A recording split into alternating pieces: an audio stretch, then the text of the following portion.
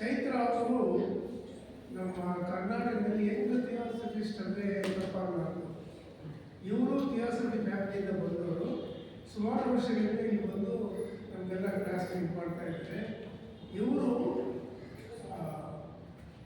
Engineering ಮಾಡಿದ್ದಾರೆ. ಯಾವುದಪ್ಪ ಅಂದರೆ ಕಂಪ್ಯೂಟರ್ ಸೈನ್ಸ್ ಮಾಡಿ ಈ ಕಂಪ್ಯೂಟರ್ ಸೈನ್ಸಲ್ಲಿ ಅವರು ರಿಸರ್ಚ್ ಮಾಡ್ತಾ ಇದ್ದಾರೆ. ರಿಸರ್ಚ್ ಮಾಡಿದ್ರೆ ನಮ್ಮ ಡಾಕ್ಟ್ರೇಟ್ ಇವತ್ತು ಉದ್ಯೋಗ ಬರುತ್ತೆ ಅಂತ ಮಹಾನ್ ವ್ಯಕ್ತಿ ಅವರು. ಈಗ ಅವರು ಮಾತಾಡುವಂಥ ವಿಷಯ ಪಂಚಕೋಶಗಳು.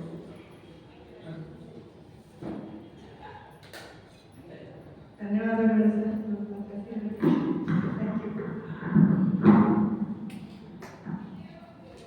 ಸ್ವಲ್ಪ ಮೇಲಕ್ಕೆ ತಪ್ಪು.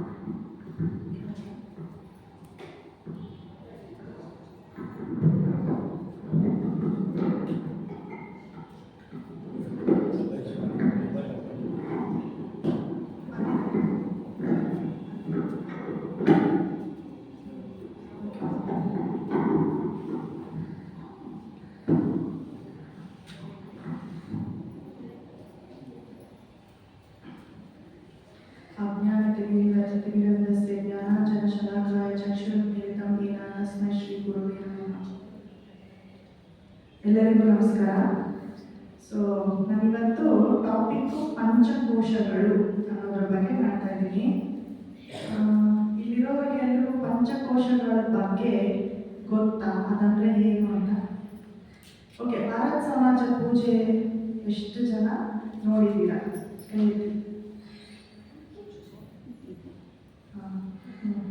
ಎಲ್ಲ ನೋಡಿದ್ದೀರಲ್ಲ. ಅದರಲ್ಲಿ ಅನ್ನಮಯ ಹೇಳಿ ನೀವೇ. ಅನ್ನಮಯ, ಪ್ರಾಣಮಯ, ಮನೋಮಯ, ವಿಜ್ಞಾನಮಯ, ಆನಂದಮಯ, ಮೇ ಶುದ್ಧತಾಂ ಜ್ಯೋತಿರಹಿಂ ಅಂತ ಹೇಳ್ತೀವಿ ಅಲ್ವಾ? ಸೊ ಈ ಅನ್ನಮಯ, ಪ್ರಾಣಮಯ, ಮನೋಮಯ, ವಿಜ್ಞಾನಮಯ, ಇವುಗಳ ಆನಂದಮಯ, ಇವುಗಳ ಬಗ್ಗೆ ನಾನು ಇವತ್ತು ಡಿಸ್ಕಸ್ ಮಾಡ್ತೀನಿ. ಸೊ ನೀವಿಷ್ಟು ಆಲ್ಮೋಸ್ಟ್ 90% ಜನ ಪೂಜೆ ನೋಡಿದ್ದಾರೆ. ಬಟ್ ಅದರ ಬಗ್ಗೆ ನಿಮಗೆ ಗೊತ್ತ ಏನು? ಅನ್ನಮಯ ಅಂದರೆ ಸ್ಥೂಲ ದೇಹ. ನಾನು ಕರೆಕ್ಟಾಗಿ ಒಮ್ಮೆ ಹೇಳಲ್ಲ, ಎಂತ ಹೇಳ್ಬಿಡಿ ನೋಡುವ. ಅನ್ನಮಯ, ಆಮೇಲೆ ಪ್ರಾಣಮಯ,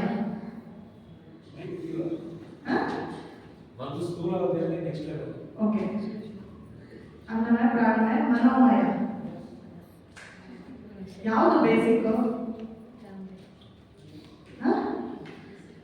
ಅನ್ನಮಯ, ಅದ್ರ ಮೇಲೆ ಕಾಣತ್ತ ನಮಗೆ. ಪ್ರಾಣಮಯ ಕಾಣತ್ತಾ ಕಾಣಲ್ವಾ? ಹೇಗೆ ಗೊತ್ತಾಗತ್ತೆ ಇದೆಯಾ ಇಲ್ವಾ ಅಂತ ನಿಮ್ಗೆ ಅನ್ಸತ್ತಾ? ಓಕೆ, ನೀವು ಫೀಲಿಂಗ್ಸ್ ಅಂತ ಹೇಳ್ತಾ ಇದ್ದೀರಾ. ಓಕೆ. ಮನೋಮಯ, ವಿಜ್ಞಾನಮಯ, ಆನಂದಮಯ. ಸೊ ನಾನು ಒಂದೊಂದೇ ಹೇಳ್ತಾ ಬರ್ತೀನಿ, ಅದು ಏನು ಅಂತ ನೋಡೋಣ. ಓಕೆ, ಇವು ಏನಿವು ಅನ್ನಮಯ, ಪ್ರಾಣಮಯ ಅವೆಲ್ಲ ಏನು ಅಂತಂದ್ರೆ, ಈರುಳ್ಳಿ ಸುತ್ತು ಸ್ಕಿನ್ ಇರುತ್ತಲ್ಲ, ಆ ಥರ ಇವೆಲ್ಲ ನಮ್ಮ ಸುತ್ತು. ನಾವು ಅಂದರೆ ಆನಂದಮಯ, ಆಕ್ಚುಲಿ ಆತ್ಮದ ಸುತ್ತು ಇರೋದು. ಏನಕ್ಕೆ ಈರುಳ್ಳಿ ಸುತ್ತು ಅದಿರೋದು? ಯಾವ ಅದು ತೆಗೆದ್ಬಿಟ್ಟು ನಾವು ಅಡುಗೆಗೆ ಉಪಯೋಗಿಸ್ತೀವಿಲ್ಲ, ತಿಂತೀವಿ. ಬಟ್ ಅವೆಲ್ಲ ವೇಸ್ಟಾ ಅಲ್ವಾ? ಬಟ್ ಏನಾಗಿರೋದು? ರಕ್ಷಣೆಗೆ. ಮತ್ತೆ ಅವು ಅದರಲ್ಲೇನು ವಿಶೇಷ ಇರಲ್ವಾ? ಇರತ್ತೆ, ಅದು ನಾವು ಬಿಸಾಡ್ತೀವಿ ಅಲ್ವಾ? ಎಷ್ಟು ಬೇಕೋ ಅಷ್ಟು ಉಪಯೋಗಿಸ್ಕೋಬೇಕು. ಆ್ಯಕ್ಚುಲಿ ಈರುಳ್ಳಿ ಚಿಪ್ಪೆಯಲ್ಲೂ ಕೂಡ ಕೆಲವು ಅಂಶಗಳಿರುತ್ತೆ, ಅದನ್ನು ಉಪಯೋಗಿಸ್ಕೊಳ್ತಾರೆ ಅಲ್ವಾ? ಸೊ ಹಾಗೆ ಈ ಕೋಶಗಳು, ಪಂಚಕೋಶಗಳು ಏನು ಹೇಳ್ತೀವಿ, ಇವುಗಳು ನಾವು ಭೂಮಿಗೆ ಬಂದಾಗ ಆತ್ಮಕ್ಕೆ ಸುತ್ತಲೂ ಇರುತ್ತೆ. ಸೊ ಎಲ್ಲ ಇದೆ ನಮ್ಮಲ್ಲಿ ಸುತ್ತಲೂ. ಇದು ಒಂದು ಕತ್ತಿನ ರಾಜ ಇಟ್ಕೊಂಡಿರ್ತಾನಲ್ಲ, ಒಂದು ಕವಚ ಥರ. ಆ ಕವಚದಲ್ಲಿ ಇಟ್ಟಂಗೆ ಬೇಕಾದಾಗ ಅದನ್ನು ಉಪಯೋಗಿಸ್ಕೋಬೇಕು. ಅದು ಉಪಯೋಗಿಸ್ಕೋಬೇಕು ಅಂದರೆ ಇವು ಕೋಶಗಳನ್ನೆಲ್ಲ ತೆಗೆದು ಉಪಯೋಗಿಸ್ಬೇಕು. ನಮ್ಮ ಮೇನ್ ಪರ್ಪಸ್, ನಾವು ಏನಕ್ಕೆ ಇರೋದು ಅಂತ ನಮಗೆ ಗೊತ್ತಾಗಬೇಕು ಅಂದರೆ, ಪ್ಲಸ್ ಅದನ್ನು ನಾವು ಪೂರ್ತಿಯಾಗಿ ನಮ್ಮ ಶಕ್ತಿನ ಉಪಯೋಗಿಸ್ಕೋಬೇಕಂದ್ರೆ ನಾವು ಕತ್ತಿ ಥರ ಅದ್ರ ಕವಚದಿಂದ ಆಚೆ ತೆಗೆದು ಉಪಯೋಗಿಸ್ಕೋಬೇಕು. ಬಟ್ ಆ ಕವಚ ಬೇಕಲ್ಲ, ಮತ್ತೆ ನೆಸೆಸಿಟಿ ಇದೆಲ್ಲ. ಸೊ ಅದು ಫಸ್ಟ್ ನಾನು ಮಾತಾಡೋದು ಅನ್ನಮಯ, ಪ್ರಾಣಮಯ, ಫಸ್ಟ್ ಬರೋದು ಅನ್ನಮಯ, ಒಳಗೆ ಪ್ರಾಣಮಯ, ಇನ್ನು ಒಳಗೆ ಮನೋಮಯ, ವಿಜ್ಞಾನಮಯ, ಆನಂದಮಯ.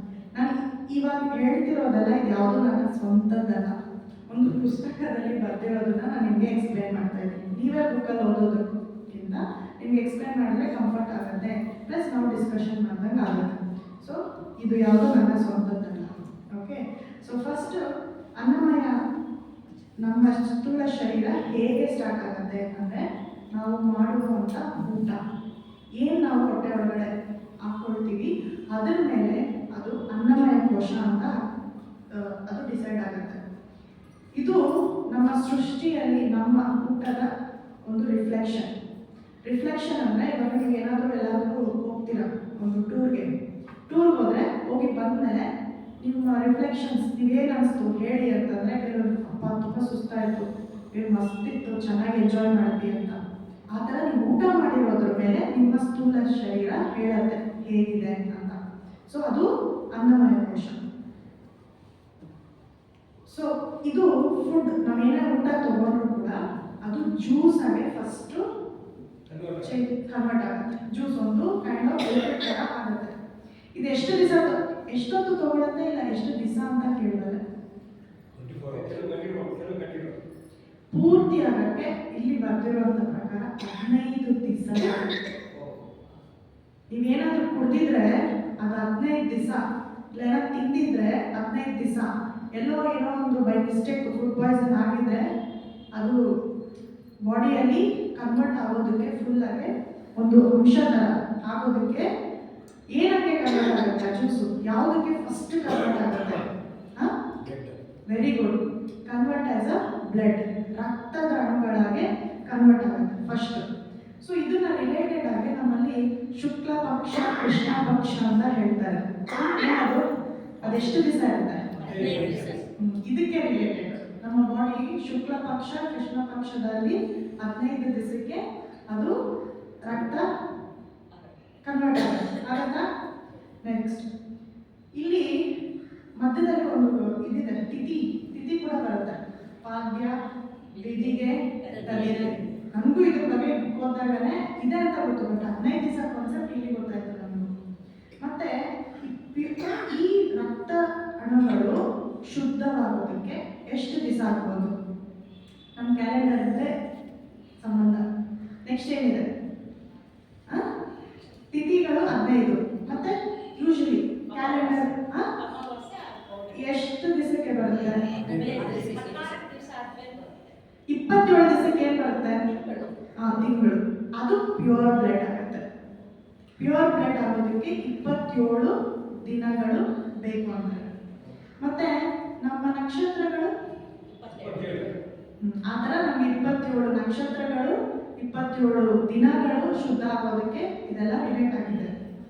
ಮತ್ತೆ ಮಾಂಸ ಏನಾದರೂ ನಮ್ಮ ಬಾಡಿಯಲ್ಲಿ ಆಗಬೇಕು ಅಂದರೆ ಮಸಲ್ಸು ಬೋನ್ಸ್ ಆಗೋಕ್ಕೆ ಮುಂಚೆ ಮಸಲ್ಸ್ ಮಾಂಸಖಂಡಗಳು ಆಗೋದಕ್ಕೆ ಎಷ್ಟು ದಿವಸ ಇರ್ಬೋದು? ವರ್ಷಗಳಾಗುತ್ತೆ. ಯಾರಾದರೂ ಯೋಗಗಳು ಮಾಡ್ತಾ ಇದ್ದೀರಾ? ಮಸಲ್ಸ್ ಎಲ್ಲ ಯೋಗ ಜಿಮ್ ಏನಾದರೂ ಮಾಡಿದ್ರೆ, ಇಲ್ಲ ಏನಾದರೂ ಅದು ಪ್ರಾಕ್ಟೀಸ್ ಇರೋರಿಗೆ ಒಂದು ಐಡಿಯಾ ಇರ್ಬೋದೇನೋ ಅಂತ ಅಂದ್ಕೊಳ್ತೀವಿ. ಬಟ್ ಅದು ತಿಂಗಳಿಗಿಂತ 10 ದಿವಸ ಜಾಸ್ತಿ. ಎಷ್ಟು? 40 ಡೇಸ್. Okay, correct. 40 ಡೇಸ್ ಅದು ಮಸಲ್ಸ್ ಆಗಿ ಕನ್ವರ್ಟ್ ಆಗುತ್ತೆ. ಬ್ಲಡ್ ತಿಂದಿದ್ದು ಬ್ಲಡ್ ಆಯಿತು, ಬ್ಲಡ್ ಶುದ್ಧವಾಗಿ ಮಾಂಸವಾಯಿತು. ನೆಕ್ಸ್ಟ್ ಈ 40 ದಿವಸಕ್ಕೆ ಏನಾದರೂ ರಿಲೇಷನ್ ಇದೆಯಾ ಅಂತ ನೀವು ಕೇಳ್ಬೋದು. ಅಯ್ಯಪ್ಪ ಸ್ವಾಮಿ ಮಾಲೆ ಹಾಕಿರೋರು ಯಾರಾದರೂ? ಮಂಡಲ ಎಷ್ಟು ದಿವಸ ಅದು? ಇಲ್ಲಿ 40 ದಿವಸ. ಅಯ್ಯಪ್ಪ ದೀಕ್ಷೆಗೆ ಸಂಬಂಧಪಟ್ಟಂಗೆ ಸ್ವಲ್ಪ 40 ದಿವಸ ಅಂತ ಕೊಟ್ಟಿದ್ದಾರೆ. ಕೆಲವರು 40-41 ಅದರೆಲ್ಲ ಕೇಳಿದ್ದಾರೆ. ಆ್ಯಕ್ಚುಲಿ ಈ ಪುಸ್ತಕದಲ್ಲಿ ಬರೆದಿರೋ ಪ್ರಕಾರ 40 ದಿನಗಳು ಅಪ್ರಾಕ್ಸಿಮೇಟ್. ಓಕೆ, ಅಂದಾಜಿಗೆ 40. ಎಕ್ಸಾಕ್ಟ್ಲಿ ಬೆಳಗ್ಗೆ ರಾತ್ರಿ ಅಂತ ಹೇಳೋಕ್ಕಾಗಲ್ಲ, ಅಂದಾಜು 40 ದಿನಗಳು. ಮತ್ತು ಕೆಲವು ಅಂಟು ಪದಾರ್ಥಗಳು ಇರುತ್ತೆ ಜಾಯಿಂಟ್ಸ್ ಹತ್ರ, ಅಲ್ಲೆಲ್ಲ ನಮಗೆ ಬರಬೇಕು. ಅದು ಗ್ರೀಸ್ ಥರ ಮಜ್ಜೆ. Very good, thank you.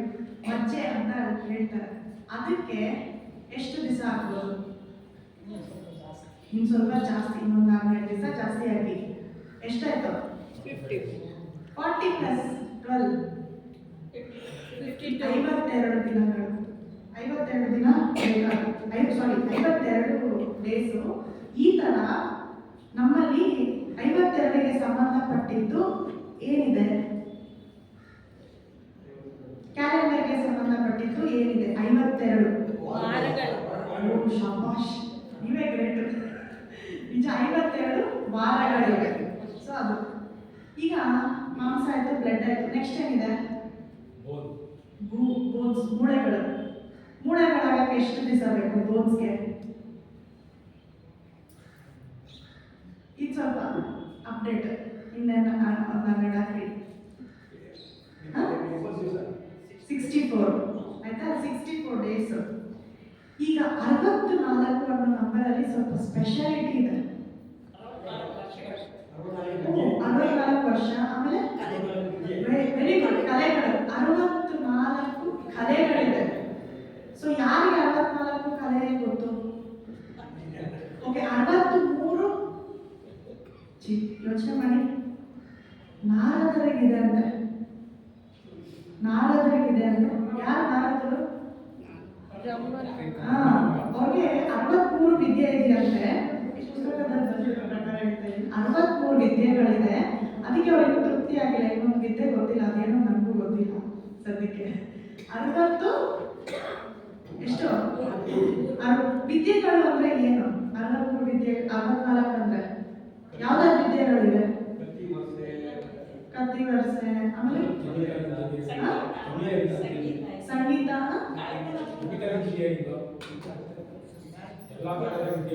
ವಿದ್ಯೆಗಳು, ಲಲಿತ ಕಲೆಗಳು, ಹೇಗೆ ಮಾತಾಡೋದು, ಯಾವ ತರ ರಾಜಕೀಯ, ವೆರಿ ಗುಡ್, ರಾಜಕೀಯ, ಮತ್ತೆ ಅಡಿಗೆ ಮಾಡೋದು. ಹೌದಾ? ಹೇಗೆ ಅದರ 64 ಪೇಂಟಿಂಗು, ಸಿಂಗಿಂಗು, ಯಾವ್ದಾದ್ರು ಇನ್ಸ್ಟ್ರೂಮೆಂಟು, ಮತ್ತೆ ಹೇಗೆ ಸ್ಪೈ ಆಗಿರೋದು. ಸ್ಪೈ ಅಂದ್ರೆ ಗೂಢಚಾರಿ ಆಗಿರೋದು. ಇವೆಲ್ಲ ಲ್ಯಾಂಗ್ವೇಜ್, ಭಾಷಾ ಕಲಿಕೆ, ಪೊಯಮ್ಸ್ ಬರೆಯೋದು, ಒಂದು ಕತೆ ಬರೆಯೋದು, ಈ ತರ ಎಷ್ಟೊಂದಿದೆ. ಇದೆಲ್ಲ ಸೇರಿಸಿ 64 ವಿದ್ಯೆಗಳಿಗೆ ಬರುತ್ತೆ. ಆತ್ಮಜ್ಞಾನವು ವಿದ್ಯೆನ ಕಲೆನ, ಅದು ನೆಸೆಸಿಟಿ, ನಮಗೆ ಎಲ್ಲರೂ ಕಲಿಬೇಕಾಗಿರೋದು. ಓಕೆ, ಸೊ ಅದಕ್ಕೆ ಬರೋಣ. ಸೊ ನಾರದರು ಈ ಥರ 63 ತಿಳ್ಕೊಂಡಿದ್ದಾರಂತೆ. ಒಂದು ಇಲ್ಲ ಅಂದ್ಬಿಟ್ಟು ಅವ್ರು ಇನ್ನೂ ಸಮಾಧಾನವಾಗಿಲ್ಲ ಅಂತ ಹೇಳ್ತಾರೆ. ಸೊ ಇದರಲ್ಲಿ ನೆಕ್ಸ್ಟ್ 21 ದಿನಗಳಲ್ಲಿ ಬೋನ್ ಮ್ಯಾರೋ ಅಂದ್ರೆ ಗೊತ್ತಾ? ಏನ್ ಬೋನ್ ಮ್ಯಾರೋ ಅಂದ್ರೆ?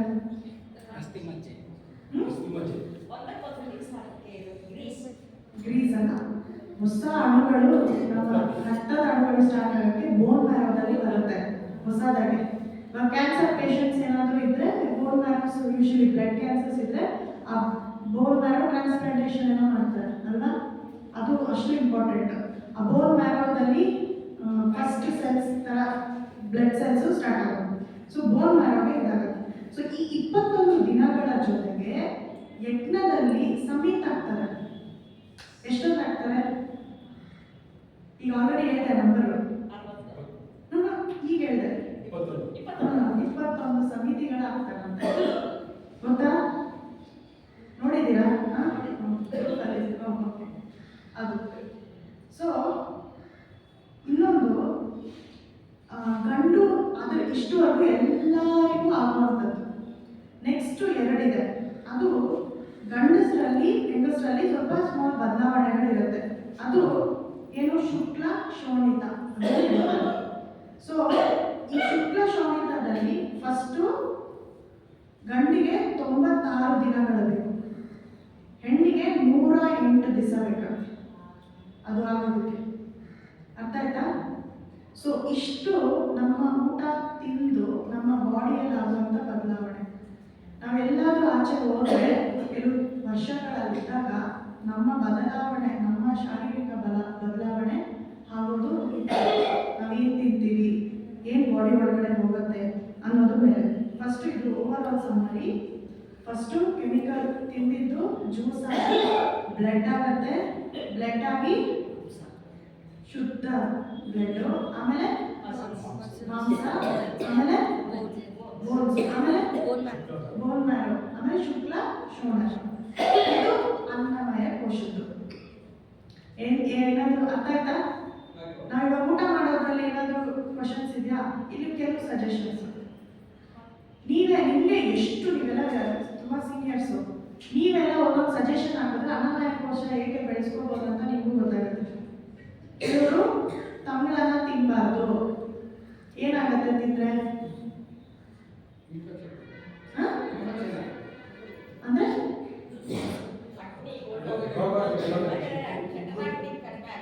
ಚಟಾಗ್ನಿ ಕಡಿಮೆ ಆಗೋಗುತ್ತೆ, ಕಮ್ಮಿ ಆಗುತ್ತೆ. ನಮಗೆ ಯೂಶಲಿ ಕೆಲವರು ಊಟ ಮಾಡೋದು ಫ್ರೆಶ್ ಆಗಿ ಯೂಶಲಿ 3 ಗಂಟೆ ಮೇಲೆ ಅದಾದ್ಮೇಲೆ ತಿನ್ಬಾರ್ದು ಅಂತಾರೆ. ಇನ್ನು ಕೆಲವರು ಈಗ ಬ್ಯುಸಿ ಲೈಫು, ಫ್ರಿಜ್ಜಲ್ಲಿ ಇಟ್ಬಿಟ್ಟು ಬಿಸಿ ಮಾಡ್ತೀರಾ ತಿನ್ನೋದು ಬೆಸ್ಟು ಅಂತ ಹೇಳ್ತಾರೆ. ಮಾಂಸ ತಿನ್ನೋದ್ರಿಂದ ಏನಾಗುತ್ತೆ, ತಿನ್ಬೋದಾ ತಿನ್ನಬಾರ್ದಾ ಅನ್ನೋ ಪ್ರಶ್ನೆಗಳು ಇರುತ್ತೆ. ಮಾಂಸ ತಿನ್ಬೋದಾ ತಿನ್ನಬಾರ್ದು? ಇವರು ಅವ್ರವ್ರ ಮನೆ ಪರಿಸ್ಥಿತಿ ಅಂತ ಹೇಳ್ತಾರೆ. ಬಟ್ ಯಾಕೆ ತಿನ್ಬೇಕು ಯಾಕೆ ತಿನ್ನಬಾರ್ದು ಅನ್ನೋ ಪ್ರಶ್ನೆಗಳು ತಗೊಂಡ್ರೆ 2 ಥರ ಥಿಯರೀಸ್ ಇದೆ. ಒಂದು, ಎಲ್ಲ ಜೀವಗಳು ರಾಶಿಗಳು ನಮ್ಮಂತೆ ಅಲ್ವಾ? ನಮ್ಮ ಮನೆಯಲ್ಲಿ ಒಂದು ಹಸು ಆಗಲಿ ಕೋಳಿ ಆಗಲಿ ಏನೇ ಆಗಲಿ ಅವ್ರ ಫ್ಯಾಮಿಲಿ ಇರುತ್ತೆ. ನಾವು ಆ ಕೋಳಿ ಮರಿದು ಮಗುನ ಏನು ಮಾಡೋಕ್ಕಾಗಲ್ಲ, ಅದು ನಮ್ಮದೇ ಫ್ಯಾಮಿಲಿ ಅಂತ ತಿಳ್ಕೊಳ್ಳೋದಲ್ಲ, ಅದೇನು ಮಾಡಲ್ಲ. ಹಾಗೆ ಪ್ರತಿಯೊಂದು ಜೀವರಾಶಿಗಳು ನಮ್ಮವರೇ ನನ್ನದೇ ಅಂತ ನಾವು ಅಂದ್ಕೊಂಡ್ರೆ ಆತ್ಮ ಬೆಳವಣಿಗೆ ಅಂತ ಹೇಳೋದು. ಆವಾಗ ನೀವು ಆ ರಿಯಲೈಸೇಷನ್ ಬಂದರೆ ನೀವು ಅದನ್ನು ತಿನ್ನಲ್ಲ. ಅದೊಂದು ಕಾನ್ಸೆಪ್ಟ್. ಸೆಕೆಂಡ್ ಕಾನ್ಸೆಪ್ಟ್ ಏನಂದರೆ, ಕೆಲವು ಅಣುಗಳು ಪ್ರಾಣಿಯಲ್ಲಿರುವಂತಹ ಅಂಶಗಳು ಕೆಲವು ನಮ್ಮಲ್ಲಿ ಅದು ಮಿಕ್ಸ್ ಆಗಬಾರ್ದು ಅನ್ನೋ ಒಂದು ಕಾರಣಕ್ಕೆ ಅದರಲ್ಲೂ ಕೆಲವು ಇರುತ್ತೆ ಅಂಶಗಳು.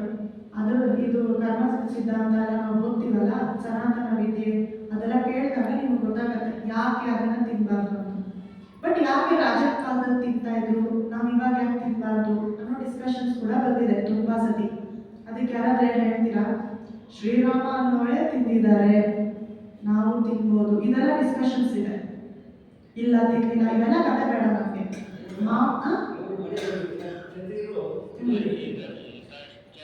ಅಲ್ಲೇ ಒಂದಿದೆ ನೋಡಿ, ಕ್ಷತ್ರಿಯರು ಏನ್ ಮಾಡ್ತಾ ಇದ್ರು? ಯುದ್ಧ ಮಾಡ್ತಾ ಇದ್ರು, ಬೇಟೆ ಆಡ್ತಾ ಇದ್ರು, ಯುದ್ಧ ಮಾಡ್ತಾ ಇದ್ರು. ಆಗ ಇರುವಂತ ಕಾಲ. ಈಗ ಯಾವ ಬೇಟೆ ಆಡ್ಬೇಕು ನಾವು?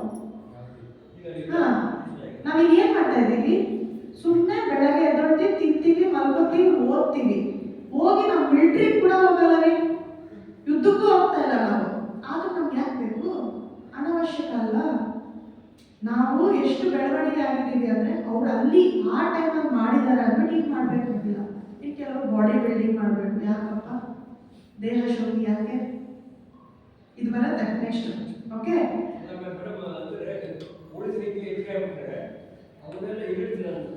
ಅದು ನೀವು ಅಂದ್ಕೊಂಡಿದ್ದೀರಾ ಈ ಥರ ಪ್ರಶ್ನೆ ಒಳ್ಳೇದವ್ರು ತಂದಿದ್ದವ್ರ ಪ್ರಶ್ನೆ. ಅವ್ರು ಏನು ಹೇಳ್ತಿದ್ದಾರೆ ಅಂದರೆ, ತುಂಬ ಪ್ರಾಣಿಗಳು ಇಟ್ಬಿಟ್ಟಿದ್ದಾರೆ, ನೀವು ತಿಂದಿಲ್ಲ ಅಂದರೆ ಏನಾಗುತ್ತೆ ಅಂತ. ನಿಮ್ಗೆ ಇನ್ನೊಂದು ಗೊತ್ತಾ? ತಿನ್ನೋದಕ್ಕೆ ಸಾಲಿಲ್ಲ ಅಂದ್ಬಿಟ್ಟು ಸ್ಪೆಷಲ್ ಆಗಿ ಆ ಪ್ರಾಣಿಗಳನ್ನ ಇಂಜೆಕ್ಟ್ ಮಾಡಿ ಬೆಳೆಸ್ತಾ ಇದ್ದಾರೆ, ತಿನ್ನೋಗೋಸ್ಕರನೇ ಬೆಳೆಸ್ತಾ ಇದ್ದಾರೆ. ನಾಟಿ ಫಾರಂ ಅಂತೆಲ್ಲ ಏನಕ್ಕೆ ಹೇಳ್ತಾರೆ? ಯೂಶಲಿ ಅನಿಬೆಸೆಂಟ್ ಅವರು ಕೂಡ ದಾರಿಯಲ್ಲಿ ಹೋಗ್ತಾ ಇದ್ರೆ ಅದು ಸಾಯಿಸಿರುವಂತಹ ಮಾಂಸಗಳ ಅಂಗಡಿಗಳ ಕಡೆ ಹೋಗೋಕ್ಕೆ ತುಂಬ ಅನ್ಕಂಫರ್ಟಬಲ್ ಆಗುತ್ತೆ. ಅಲ್ಲಿ ಅದರ ಎನರ್ಜಿ ಇರುತ್ತೆ. ಆ್ಯಕ್ಚುಲಿ ಅದನ್ನು ನಾವು ಏನು ಹೇಳ್ಕೊಳ್ತಾ ಇದ್ದೀವಿ ನಿಮಗೆ ಗೊತ್ತಾಗೋದಿಲ್ವೋ? Usually most of the crime ಮೆಡಿಕಲ್ಸಲ್ಲಿ ನಡೆಯುತ್ತೆ. ಯಾಕಂದ್ರೆ ಅವ್ರದ್ದು ಅಭ್ಯಾಸ ಇರುತ್ತೆ ಕೊಂದಿರೋದು, ಇಲಿಗಳನ್ನಾಗಲಿ ಅಥವಾ ಕೆಲವು ಪ್ರಾಣಿಗಳನ್ನು.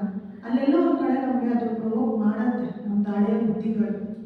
ಯಾವುದಕ್ಕೆ ಆಗಲಿ ಸಸ್ಯಾಹಾರಿ, ಸ್ಪೆಷಲ್ ಸಸ್ಯಾಹಾರಿ ಅಂದಾಗ ಗಿಡಗಳು ಹೇಳ್ಬೋದು ಜನ, ಗಿಡಗಳ ಪ್ರಾಣ ಇರಲ್ಲ ಅಂತ. ಇಲ್ವಾ? ಇದೆಪ್ಪ, ಇದೆ, ನಾನಿಲ್ಲ ಅಂತ ಹೇಳ್ತಾ ಇಲ್ಲ. ಆದರೆ ಗಿಡಗಳು ನಾವು ಏನೇ ತಿನ್ಬೇಕಂದ್ರೂ ಆ ಕಾಲದಲ್ಲಿ ಒಂದು ಪದ್ಧತಿ ಇರೋದು.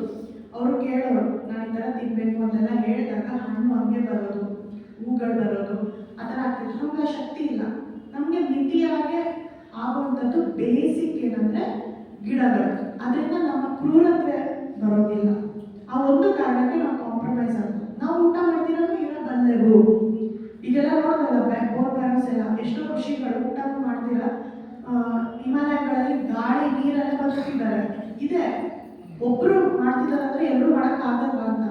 ಯಾಕೆ ಮಾಡೋಕ್ಕಾಗಿಲ್ಲ ಅಂದರೆ ಅವ್ರದ್ದು ಓನ್ ಲಿಮಿಟೇಷನ್ಸ್, ಮಾನಸಿಕವಾಗಿ ದೈಹಿಕವಾಗಿ ಅವ್ರು ಬಂದಿರೋ ಪದ್ಧತಿ. ಅದನ್ನೆಲ್ಲ ಕಳಿಸ್ಕೋಬೇಕಂದ್ರೆ ಟೈಮ್ ತೊಗೊಳತ್ತೆ. ಅದೆಲ್ಲ ಟೈಮ್ ತೊಗೊಳುತ್ತೆ. ನಾವು ಶುದ್ಧವಾದ ಆಹಾರ ಎಲ್ಲ ತಿಂದರೆ ನಮ್ಮ ಶಿಕೆ ಸ್ಮೆಲ್ ಬರುತ್ತಲ್ಲ, ಅದು ಕೂಡ ಇರೋದಿಲ್ಲ. ಗಂಧದ ಸ್ಮೆಲ್ ಬರುತ್ತೆ. ನಾವು ಶುದ್ಧವಾದ ಆಹಾರನ ತಿಂದರೆ ನಿಮಗೆ ಅದು ಡಿಫ್ರೆನ್ಸ್ ಗೊತ್ತಾಗುತ್ತೆ. ನಾವು ಪರ್ಫ್ಯೂಮು ಹಾಕೋಬೇಕಾಗಿಲ್ಲ. ಸೊ ಇದು ನಮ್ಮ ಪ್ರಾಣಮಯನ ಎಷ್ಟು ಲೈಟಾಗಿ ಸಾಫ್ಟಾಗಿ ಇಟ್ಕೊಳ್ತೀವಿ, ಇದೆಲ್ಲ ನಮಗೆ ಗೊತ್ತಾಗ್ತಲ್ಲ, ಅಷ್ಟು ನಮಗೆ ಒಂದು ಕೋಶ ಕ್ಲೀನ್ ಆಗುತ್ತೆ. ಒಪ್ಕೊಳ್ತೀರಲ್ಲ? ಓಕೆ. ನೆಕ್ಸ್ಟು ಪ್ರಾಣಮಯ ಕೋಶ. ಪ್ರಾಣಮಯ ಕೋಶ ನಿಮ್ಮ ಪ್ರಕಾರ ಏನಿದೆ? ಜೀವ. ಓಕೆ. ಇಲ್ಲಿ ಪ್ರಾಣಮಯ ಕೋಶದಲ್ಲಿ 5 ಪ್ರಾಣಾಸ್, 5 ಪ್ರಾಣಾಸ್ ಅಂತ ಹೇಳ್ತಾರೆ. ಏನದು ಪ್ರಾಣಾಸ್ ಅಂದರೆ ಗಾಳಿ, ಸ್ಪೆಷಲಿ ಗಾಳಿ ಬ್ರೀತ್ ಮಾಡೋದು, ಏರ್ 5. ಕರ್ಮೇಂದ್ರಿಯಗಳು 5 ಪ್ರಾಣೇಂದ್ರಿಯಗಳು ಪ್ಲಸ್ ಕರ್ಮೇಂದ್ರಿಯಗಳು ಇವೆ. ಇದು ಗಾಳಿ ಆಗೋದು 5 ಪ್ರಾಣಗಳಾದರೆ ಕರ್ಮೇಂದ್ರಿಯಗಳು ನಮಗೇನಾದರೂ ಕೆಲಸ ಮಾಡಿಸುತ್ತೆ, ಕಾರ್ಯಗಳನ್ನು ಮಾಡಿಸೋದು. ಇಲ್ಲಿ ನಮ್ಮ ಬಾಡಿಯಲ್ಲಿ ಗಾಳಿಗೆ ಎಷ್ಟು ಅವು ಇರ್ಬೋದು, ಏನಂತಾರೆ, ಪ್ರಾಣಮಯ ಹೋಗೋದಕ್ಕೆ ಎಷ್ಟು ಜಾಗಗಳಿರ್ಬೋದು? 49, 49 ಏರ್ ಇದಕ್ಕೆ. ಹಾಗೆ ಈ ಕೆಲಸ ಮಾಡೋಕ್ಕೆ ಎಷ್ಟಿರ್ಬೋದು? 200 ಇದೆ. ಸೊ ಈ 49 5 ಗಾಳಿಗಳಿಗೆ, ಈ 49 ತುಂಬ ಇಂಪಾರ್ಟೆಂಟ್. ಯಾಕಂದರೆ 5 ಪ್ರಾಣಗಳಿಗೆ ಯೂಸ್ ಆಗುತ್ತೆ. ಸೊ ಏನದು ಆ ಪ್ರಾಣಗಳು ಅಂತಂದರೆ, ಒಂದು ಪ್ರಾಣ, ಅಪಾನ, ಉದಾನ, ಸಮಾನ, ವ್ಯಾನ. ನಾನು ಇದು ಆ್ಯಕ್ಚುಲಿ ಫಸ್ಟ್ ಟೈಮ್ ಕಲ್ತಿದ್ದು ಕೂಡ. ಇದೆಲ್ಲ ಕೇಳಿದ್ವಿ, ಬಟ್ ಎಕ್ಸಾಕ್ಟ್ ಆರ್ಡರು ಪ್ರಾಣವಾಯು, ಅಪಾನವಾಯು, ಉದಾನವಾಯು, ಸಮಾನವಾಯು, ವ್ಯಾನವಾಯು. ಓಕೆ. ಸೊ ಫಸ್ಟು ಪ್ರಾಣವಾಯು ಎಲ್ಲಿರುತ್ತೆ? ಪ್ರಾಣವಾಯು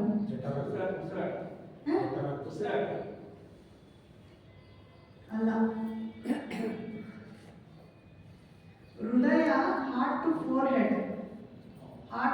ಫೋರ್ ಹೆಡ್, ಇಲ್ಲಿ ಅಂತ ತಗೊಳ್ತೀವಲ್ಲ, ಇಲ್ಲಿ ಪ್ರಾಣವಾಯು ಮೂವ್ಮೆಂಟ್ ಆಗೋದು. ಸತ್ತಾಗ ಇದೆ ಫಸ್ಟ್ ಡೆತ್ ಆದಾಗ ಹೇಳ್ತಾರಲ್ಲ, ಅದು ಡೆತ್ ಬ್ರೀತ್ ಅಂತ ಕರೀತಾರೆ. ಎಸ್, ಲಾಸ್ಟ್ ಬ್ರೀತ್ ಅಂತ. ಇಲ್ಲಿ ಹಾರ್ಟಿಂದ ಫೋರ್ ಹೆಡ್ವರೆಗೂ ಅದು ಶ್ವಾಸ ಹೋಗುತ್ತೆ ಬರುತ್ತೆ. Actually breath is special meditation ಅಂತ ಹೇಳ್ಬೋದು. ಅದು ಒಂದು ಆಯಿತಾ. ನೆಕ್ಸ್ಟು ಅಪಾನ ವಾಯು, ಮೂಲಾಧಾರ ಚಕ್ರದ ಹತ್ರ ಇರುತ್ತೆ, ಎಕ್ಸ್ಕ್ರೀಷನ್, ಅಲ್ಲಿ ಗಾಳಿ.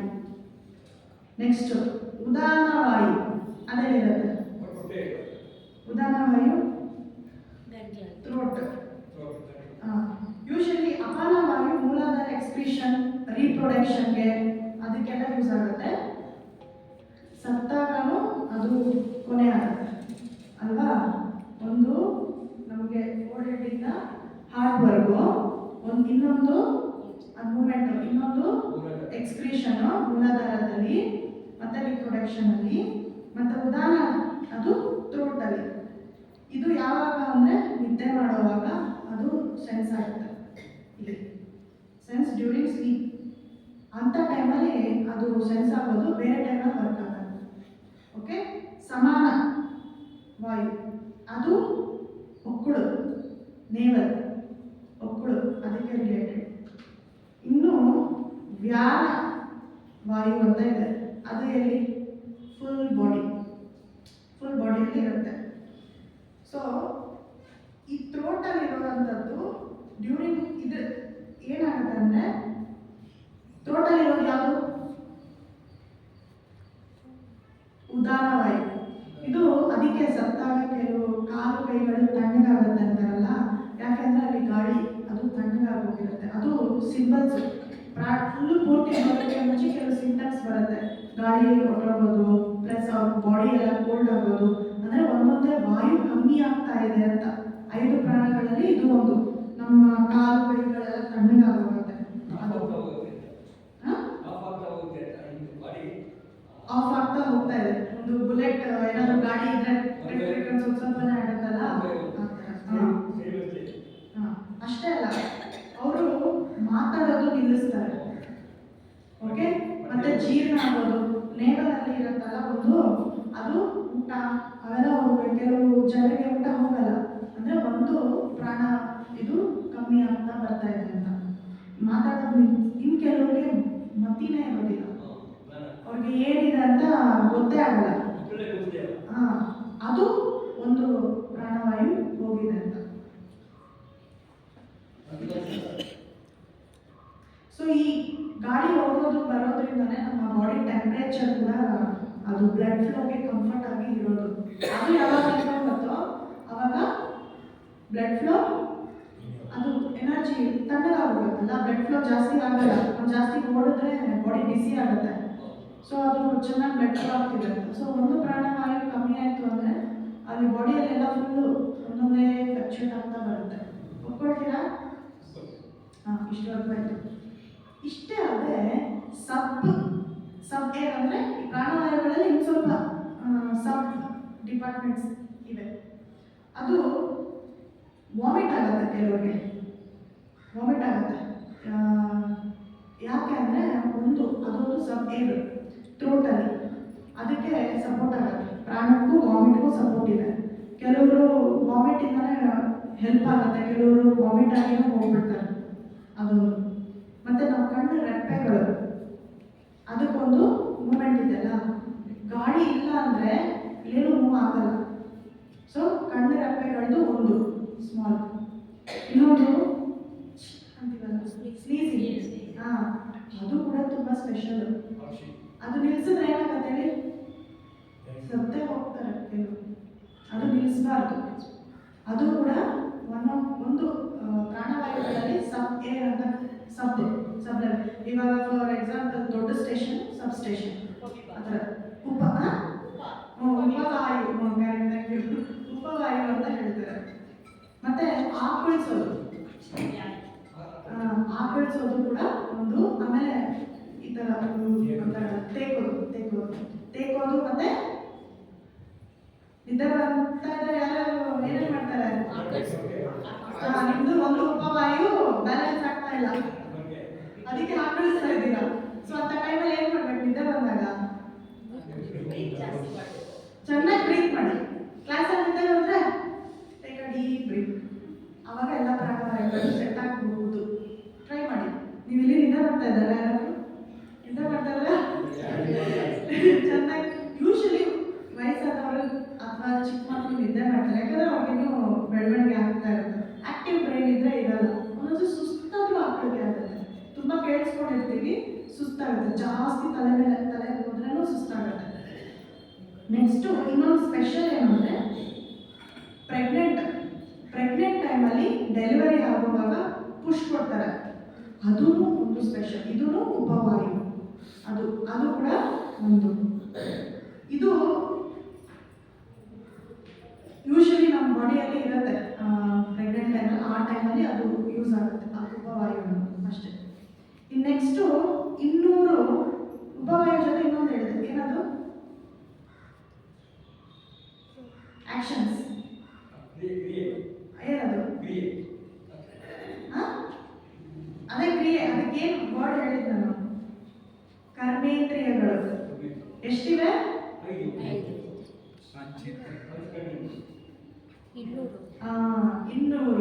200. ಅದು ಮಾಡೋದಕ್ಕೆ ನಮ್ಮ ಬಾಡಿ ಒಳಗಡೆ ಕೆಲವು ಮೋಷನ್ ಜಾಗಗಳು ಅಂದರೆ ಮೂವ್ಮೆಂಟ್ ಆಗೋದಕ್ಕೆ 200 ಇದೆ ಓವರ್. ಸೊ ಇವುಗಳು ಇಲ್ದಿರ ನಮ್ಮ ಬಾಡಿಯಲ್ಲಿ ಕಾನ್ಷಿಯಸ್ನೆಸ್ ಇಲ್ಲದೇನೆ ಅದು ನಡೆಯುತ್ತೆ. ಹಾರ್ಟ್ ಬೀಟ್ ಆಗೋದು, ಕಿಡ್ನಿ ಮೂವ್ಮೆಂಟ್ಸ್ ಆಗೋದು, ಇವೆಲ್ಲ ನಡೆಯುತ್ತಲ್ಲ. ಮೊದಲ ಟೋಟಲ್ 200 ಡಿಪಾರ್ಟ್ಮೆಂಟ್ಸ್ಗಳು, 200 ಕಡೆ ನಡೆಯುತ್ತೆ. ಈ ಒಂದು ದೇಶ ನಡೆಸ್ಬೇಕಂದ್ರೆ ಏನೇನು ಇರಬೇಕು? ಎಷ್ಟು ಮಿನಿಸ್ಟ್ರುಗಳಿದಾರಪ್ಪ ನನಗೂ ಗೊತ್ತಿಲ್ಲ, ಹೇಳಿ.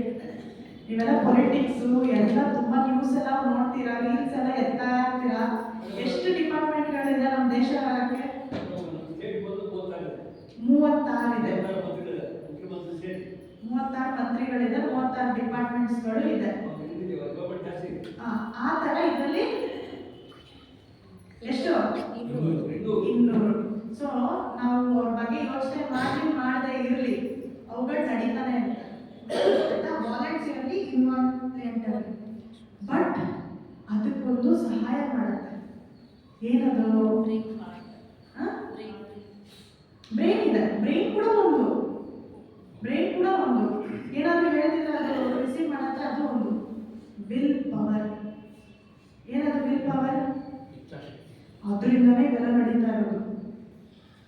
ಅದರಿಂದನೇ ನಾವೆಲ್ಲ ವಾಲಂಟಿಯರ್ಲಿ ಅದೆಲ್ಲ ನಡೀತಿದಲ್ಲ, ಅವೆಲ್ಲ ಅದರಿಂದನೇ ಆಗೋದು.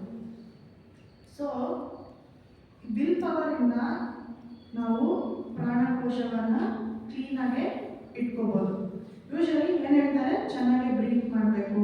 ವಿಲ್ ಪವರ್ ಎಷ್ಟು ಜನರಿಗೆ ಅದು ಅನುಭವ ಇದೆ ಅಂದರೆ ಅದು ಯೂಸ್ ಮಾಡೋದು ವಿಲ್ ಪವರಿಂದ ಮಾಡಿದ್ದು ಅಂತ ಏನಾದರೂ ಸ್ಪೆಷಲ್ ಅನುಭವ ಇದೆಯಾ? ಆಲ್ಮೋಸ್ಟ್ ಎಲ್ಲರೂ ಎಷ್ಟು ದೊಡ್ಡವರಾದರೆ ನೀವೆಲ್ಲ ಅನುಭವಿಸಿರ್ತೀರ. ಇನ್ನು ವಿಲ್ ಪವರಿಂದನೇ ಕೆಲವು ಕೆಲಸಗಳು ಮಾಡಿರ್ತೀರ ಅಲ್ವಾ? ಸೊ ಹೇಗಿರುತ್ತೆ ಅದು? ಯಾರ ಸಹಾಯ ಇದ್ದಿದ್ರೂ ನಾವು ಮಾಡಬೇಕು ಅಂತ ಅಂದ್ಕೊಂಡ್ರೆ ಮಾಡ್ತೀವಿ. ಅದು ಒಂದು ಸ್ಮಾಲ್ ಎಕ್ಸಾಂಪಲ್. ಬಟ್ ನಮ್ಮಲ್ಲೇ ಒಂದು ಇಂಟೆಲಿಜೆನ್ಸ್ ಇದೆ, ಅದು ಆಟೋಮೆಟಿಕ್ಕಾಗಿ ನಮ್ಮ ಬಾಡಿಯಲ್ಲಿ ಎಲ್ಲ ಕೆಲಸ ನಡೆಸುತ್ತೆ. ನೆಕ್ಸ್ಟ್ 2 ಆಯಿತು. ಯಾವುದು? ಓಕೆ, ಅನ್ನಮಯ ಪ್ರಾಣಮಯ ಆಯಿತು. ಈಗ ನೆಕ್ಸ್ಟು ಮನೋಮಯ ಕೋಶ ಅಂದರೆ ಅದರಲ್ಲಿ ಏನೇನು ಬರುತ್ತೆ? S, mind. ಅಂತರೇಂದ್ರಿಯ ಅಂದರೆ ಇನ್ನರ್ ಸೆನ್ಸಸ್, ಒಳಗಿನ ಸೆನ್ಸ್. ಯಾವುದು? ಮೈಂಡ್. ಅದು ಬಿಟ್ಟರೆ ನಮಗೆ ಔಟ್ಸೈಡ್ ಇಂದ್ರಿಯಗಳು, ಕಣ್ಣು, ಮೂಗು, ಪಂಚೇಂದ್ರಿಯಗಳೆಲ್ಲ, ಕಿವಿ, ಟಂಗು, ಇವೆಲ್ಲನೂ ನಮ್ಮ ಮೈಂಡನ್ನ ಕಂಟ್ರೋಲ್ ಮಾಡುತ್ತೆ.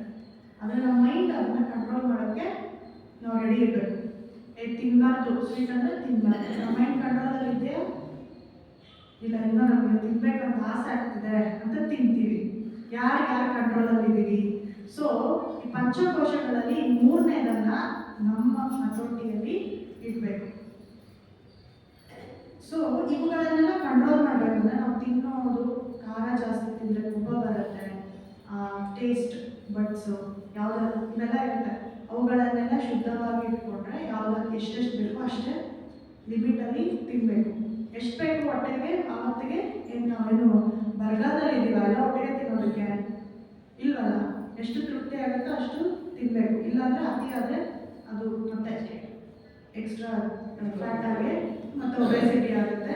ಹೊಟ್ಟೆ ತುಂಬ ತಿನ್ನಿ, ಬೇಡ ಅಂತ ಹೇಳ್ತಿರಲ್ಲ. ಎಷ್ಟಾಗತ್ತೆ ಇದೆಯೋ ಅಷ್ಟೇ. ಕೆಲವು ಸತಿ ನಾವೇ ಮಿಕ್ಕೋಗುತ್ತೆ ಅಂತೆಲ್ಲ ತಿಂತೀವಿ. ಬಟ್ ಅದರ ಮುಂಚೆ ಯೋಚನೆ ಮಾಡಬೇಕು, ನಮ್ಮ ಬಾಡಿಗೆ ಏನೋ ಎಫೆಕ್ಟ್ ಆಗತ್ತಾ ಇಲ್ವಾ ಅಂತ.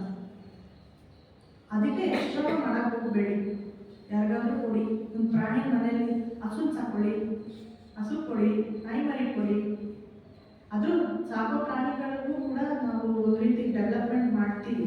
ಅದು ತುಂಬ ಯೋಗ್ಯತೆ ಇರಬೇಕು ಫಸ್ಟು. ಸುಮ್ಮನೆ ನಾವು ಪ್ರಾಣಿಗಳನ್ನ ತೊಗೊಬಂದರೆ ಅದನ್ನ ನೋಡ್ಕೊಂಡಿಲ್ಲ ಅಂದರೆ ಅದ್ರ ಕರ್ಮ ನಿಮಗೆ ನೆಕ್ಸ್ಟ್ ಈ ಜನ್ಮದಲ್ಲಿ ಅದು ಒಂದು ಕಥೆ ಇದೆಯಲ್ಲ, ಒಂದು ಗಿಣಿನ ತೊಗೊಬಂದು ಇದರಲ್ಲಿ ಪಂಜರದಲ್ಲಿ ಇಟ್ಟಿರ್ತಾರೆ. ಅದಕ್ಕೆ ಅವರು ಜೈಲಿಗೆ ಹೋಗ್ಬೇಕಾಗಿ ಬರುತ್ತೆ. ಯಾವುದೋ ಕರ್ಮದಿಂದ ಅದಕ್ಕೆ ಸಂತೋಷ, ಫ್ರೀಡಮ್ ಇಲ್ಲ. ಆ ಥರ ನಮಗೂ ನಿಮ್ಮನ್ನೆಲ್ಲ ಒಂದು ಕಡೆ ಕಟ್ಟಾಕಿದ್ರೆ ಹೆಂಗಿರುತ್ತೆ?